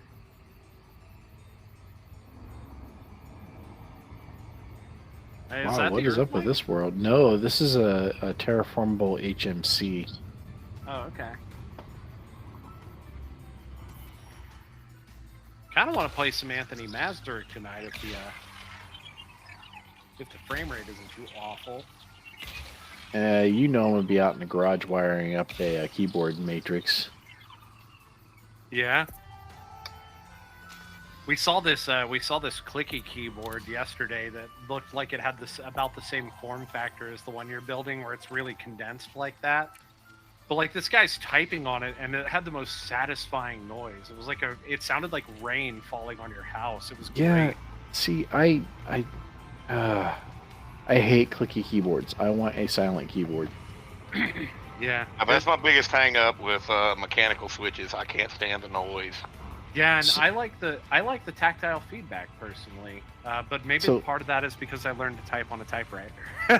So the little tactile bump in like the Cherry MX Browns, that's fine, right? But for this one, I got linear switches, so there's no feedback at all. I'm gonna try them out, see how they are. Yeah, I like the tactile. I really like the tactile clicky. Yeah, I learned to type on a membrane keyboard on an Atari 8-bit, so yeah, that doesn't bother me at all. Yeah, I mean, I've definitely had my share of membrane keyboards, but no, you don't know how bad a membrane keyboard sucks until you try to type on either an Atari 8-bit or an Atari ST. They're bad. Yeah, the Atari ST did have a legendarily bad keyboard. The 130XE had the identical keyboard. The typewriter I had would get jammed occasionally. Like if you would type too fast, like do you have the arms that swing up together? Yeah, I had one of those. Yes. And if you got just a little bit too carried away, there'd be a collision in midair. Yeah, my grandfather had one of those too, and yeah, it would jam.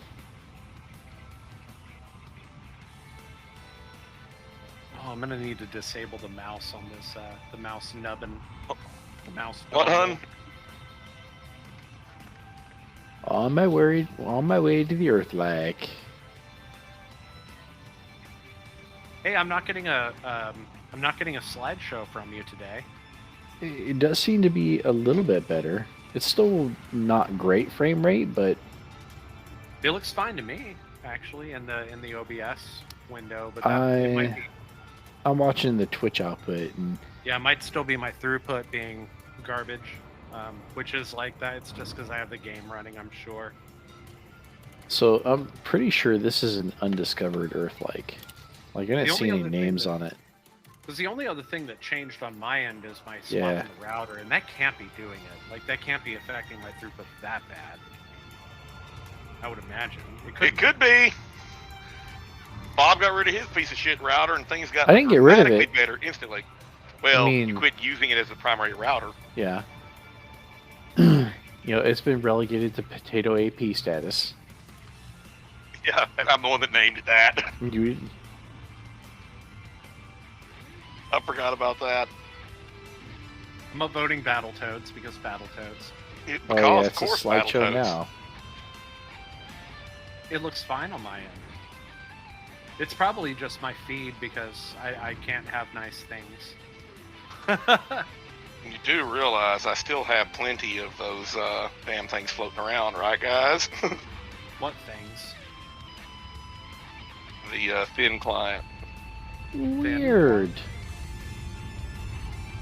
Yeah, that's not an That's- Earth-like world. Yeah, that's an icy body. What Yeah, the it's one of fuck? It's one of those fake Earth-like. No, look, dude, it's an Earth-like right here. Look. When you target it in the game, is it the same one that you have targeted? Yes. Right there? It's A2 and everything. All right, where in the hell? Oh, that's A9. Yeah, that's been happening to me too. I'll target something and then it'll take me to a completely different planet, and I'm like, what in the fuck even? Guess I don't have the pictures on this phone anymore. Well, no. Well, I unfortunately Psychon- can't stick around that much further. Because Yeah, Psychon has to get ready for work. So, yeah, bro, just go ahead and switch back to your view and start wrapping this up. well, the one thing before we wrap it up, though, like I said, Bob knows this detail. I don't know if I've ever told you guys or not, though. The company I work for has an Optimus Prime. Oh yeah, you've shown me the picture. Okay, I didn't know if I had or not. Yeah, you showed me. I don't know about anybody else, but you showed me that. I thought that was fucking awesome.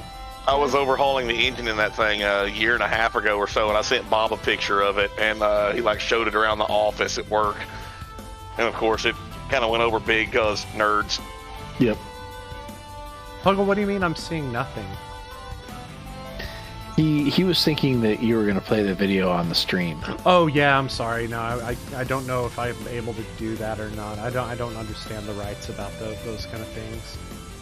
Sorry about that. I guess I should have been more clear about that. But yeah, I guess we're ready to wrap up then. Yep. Let's wrap it up. All right, everybody. Well, I hope that you have enjoyed the show, and I hope that you'll join us tomorrow for another episode of New Delancia, our Dungeons & Dragons 5th Edition campaign. We are actually going to be live tomorrow. For a change. Yeah, for a change. I know it's been quite a while since we did our last episode, but we'll be back tomorrow.